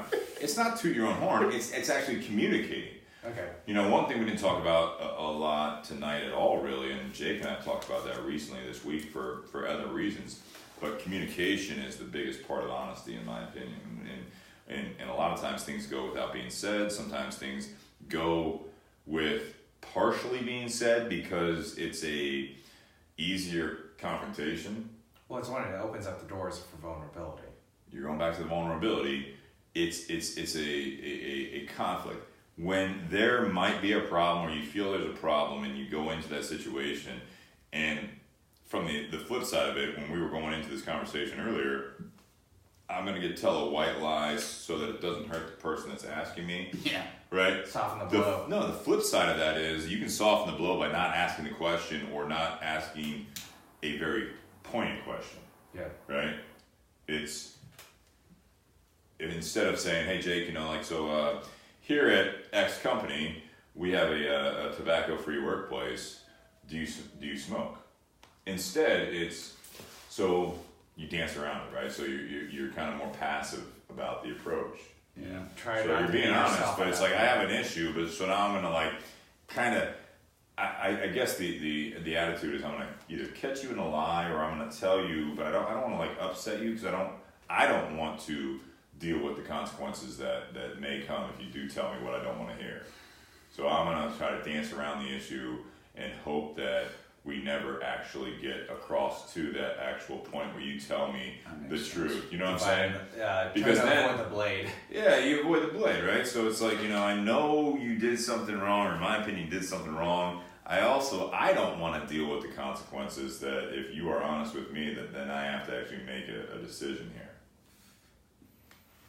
Agreed. We're going to get into that. So that's something that we may be able to include into another podcast. It's interesting. My biggest closing remarks, though, is that I think honesty, when we look at honesty, and I'll say before that, if for everyone listening right now, is everyone smoking that Onyx?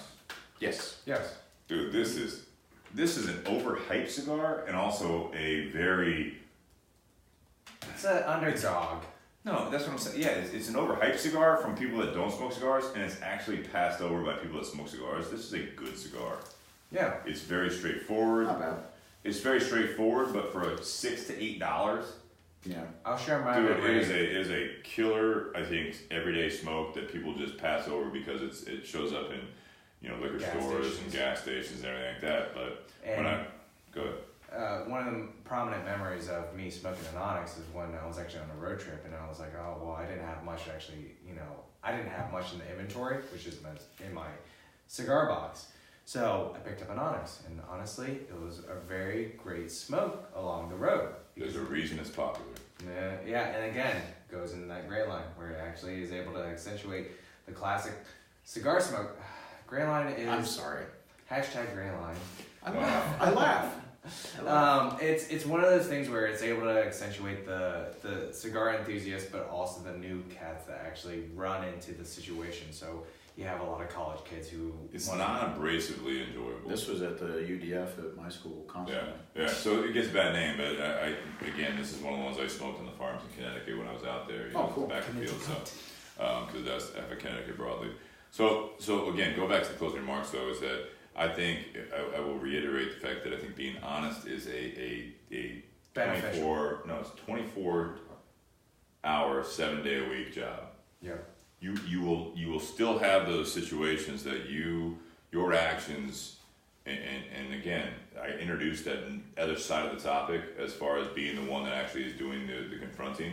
Mm-hmm. Because if you're doing things and you have your goals set, if you are living your life honestly to yourself, we talked about being honest with yourself, being honest with the people around you. If you have and you are also honest with yourself that you are constantly learning and evolving, you will be able to avoid those circumstances where you have the regret. There is no aspect in a sense that you might still not regret, but you might still wish things would have turned out differently. Talk about those relationships that we were talking about. We had a lot of those comments earlier where it's like about the relationship, if you're lying and you're holding things back that you say it's not a true relationship. Other people are like, well, if you tell a lie or you omit things, you will continue on that path and you might still find happiness. But if you don't get yourself in those situations, so again, I think honesty, when I first heard, and Jake was the one that brought up this topic, which I think is a great one. And I was like, I don't know what I'm going to say, just like Jake always says every week, right? So my whole thing is that I look at honesty as an active role in your life where you are going to be honest with yourself, be honest with other people, be honest with your expectations, right? So that's where we go back to, I look at closing remarks, prioritizing. It's that aspect. It's like, you want to take care of yourself first, then be honest with yourself. You want to take care of yourself, don't bring other people fucking into it, right? You don't want to lie to people. Like, you want to, like, succeed by yourself, then be by yourself, and don't fucking, bring people along for the ride. Otherwise, And you'll hurt have a people. Pinocchio No, nose. don't hurt people while you're doing what you want to do.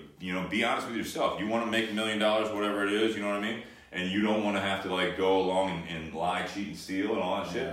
Then don't bring people you care about along for the ride. Yep. I like But sorry. no, I think it's a complex. That's a tough scenario to get through, because there's the other aspect where you want to do that. People aren't that simple, but when you do it, I look at honesty, and I'll leave it at this. Honesty is an everyday thing that is a proactive approach. It is. But what happens a lot of times is that honesty, when people talk about, are you going to tell the truth or tell a lie, that's the reactive part of it. Yeah. So instead of doing it ahead of time, and you're not being proactive and living your life in an honest manner, so that you get to those points, like, what were you doing last night? What were you doing? Like, do you smoke and all that stuff? Like, you make those choices. Yeah. And that's where being the proactive side, where I bring it back to what I was saying to Jake earlier about the job interviews, where it's like, if you hear no a lot of times, and the resounding, if they're honest with you and say, can I ask why? It's because you smoke. So now it's like, all right, so now I got to be proactive, and I got to be the person that says, I can honestly tell you, you know what, I did smoke cigars, but honestly, I tell you what, for the last 6 months I've been interviewing for jobs, I did smoke, and I wasn't getting jobs because of it, so I stopped smoking. That's being honest with yourself and being honest with the situation, prioritizing. That's a summary of everything. Being personable. You're actually telling them, you know what, I do have a flaw. I used to smoke cigars a lot, and now that I'm in the job hunt right now, what I've realized is that I have to take care of myself and my family, my girlfriend, my whatever it might be, my family. However many people you have to take care of, one or a dozen. I have to make the choice, and that's a strength then. Again, being proactively honest all the time will actually lead to a better life, because now you realize what your actual goals are going forward, as opposed to constantly feeling like you're being grilled or constantly feeling like you might let someone down. Yep. As soon as you own up to your actions, and you also keep your ears open, and you keep your filters where you're actually taking in the responses from other people based on being honest. Yeah. And not turn it into an argument, and not turn it into cutting off ties and all that stuff, and just being like that person where you have that self-deprecation, where you're saying to yourself, no, this is just who I am. I don't have any friends anymore because I do this. I don't have a relationship because I do this. I don't have a job because I do this. And I'm just gonna go to sleep. I'm gonna light up a cigar. I'm gonna drink. I'm gonna do whatever it is. You know what I mean? I feel like we keep going back to that because it's easy, right? Those are easy plays. Instant gratification. Yeah, but it's one of those things that if you can be honest with yourself, as opposed to, I guess, just kind of glazing over the truth, because you're still not being 100% honest, you will find a truer happiness in yourself at that point, when you actually look at every aspect. Not just being honest. Being honest with yourself is not being stubborn. Yes. Being honest with yourself is, all right, so I'm honest with everyone else because this is what I do with my life, and fuck everyone else that disagrees with me. Who are you, the dick? No, yeah, exactly. That's being stubborn, and that's being, you know what I'm saying? That's the negative side of it. You can't evolve and you can't grow as a person. Yes. So I think honesty was a great topic. I enjoyed it. That was good. I I feel like appreciate you bringing that responsibility into it. might be our next topic of discussion. I don't know. We'll get to that. That's Well, a good anyways, to cap it off, to fulfillment of life. We still have this thing. We have to do our thing. Shit. Well, to fulfillment of life, cheers. I have an empty glass. With honesty and integrity. Ooh, integrity. I like that. Cheers. Well, we got to do our closing remarks anyways. Do But it. we thank everyone for tuning in tonight for episode 50. We got 2 more to go till we get to a full year. Thanks to everyone that actually tuned in on Facebook Live. Also, I know people that are listening to the podcast on audio, they might be scrubbing forward and all that stuff, and may not make it when they see it's 2 hours and 30 minutes or whatever it is. They may not make it to the end. I love the fact that we see people tuning in at the very end. Yeah, Pat's always in there. He comes home late, so. People come in, come go. Yes, thank you everyone for tuning in tonight. Thank you, Leo, for being on. Thank you for bringing the whiskey, the Suntory whiskey, Toki. Thank you. Thank you, Tinder Box at Easton, for providing the Perdomo Habano Maduro. Thank you, Altadis Cigars, our big sponsor of the evening, for providing Onyx. It's really Which good is what we're cigars. smoking now, yeah. then we'll move on to BS. Thank you, BS Cigar brand, Brian and Steve, for providing, well, just a really, really great cigar. A couple cigars, actually, the silver and the gold. Thank you. Don't forget to come in to Tinder Box at Easton within the next week when the episode drops. And for the people that are on Facebook Live, it starts tomorrow until the next Tuesday to get 15% off on the Perdomo. I'm not See saying me there. I'm not saying it's gonna last all week, but right now, the reason I chose the Onyx is because right now in the Tinder Box, I'm gonna say it, is 25% off. That's great. So you have 50% off the Perdomo Habano Maduro, and you also have 25% off the Onyx. There you go, people. You got your 2 cigars for the week. And we will ship anywhere. Yes. You got some weird ass Asian that's actually on the podcast too. Yeah, we held it back. He held it back. Yeah. You let it out. Well, thank you. Well, I folks. kind of got a little bit drunk. I mean, I am quintessentially drunk at this point in time. But Thank you, everyone. Good night. Cheers. Cheers. Cheers to Yeah, empty cheers. glass.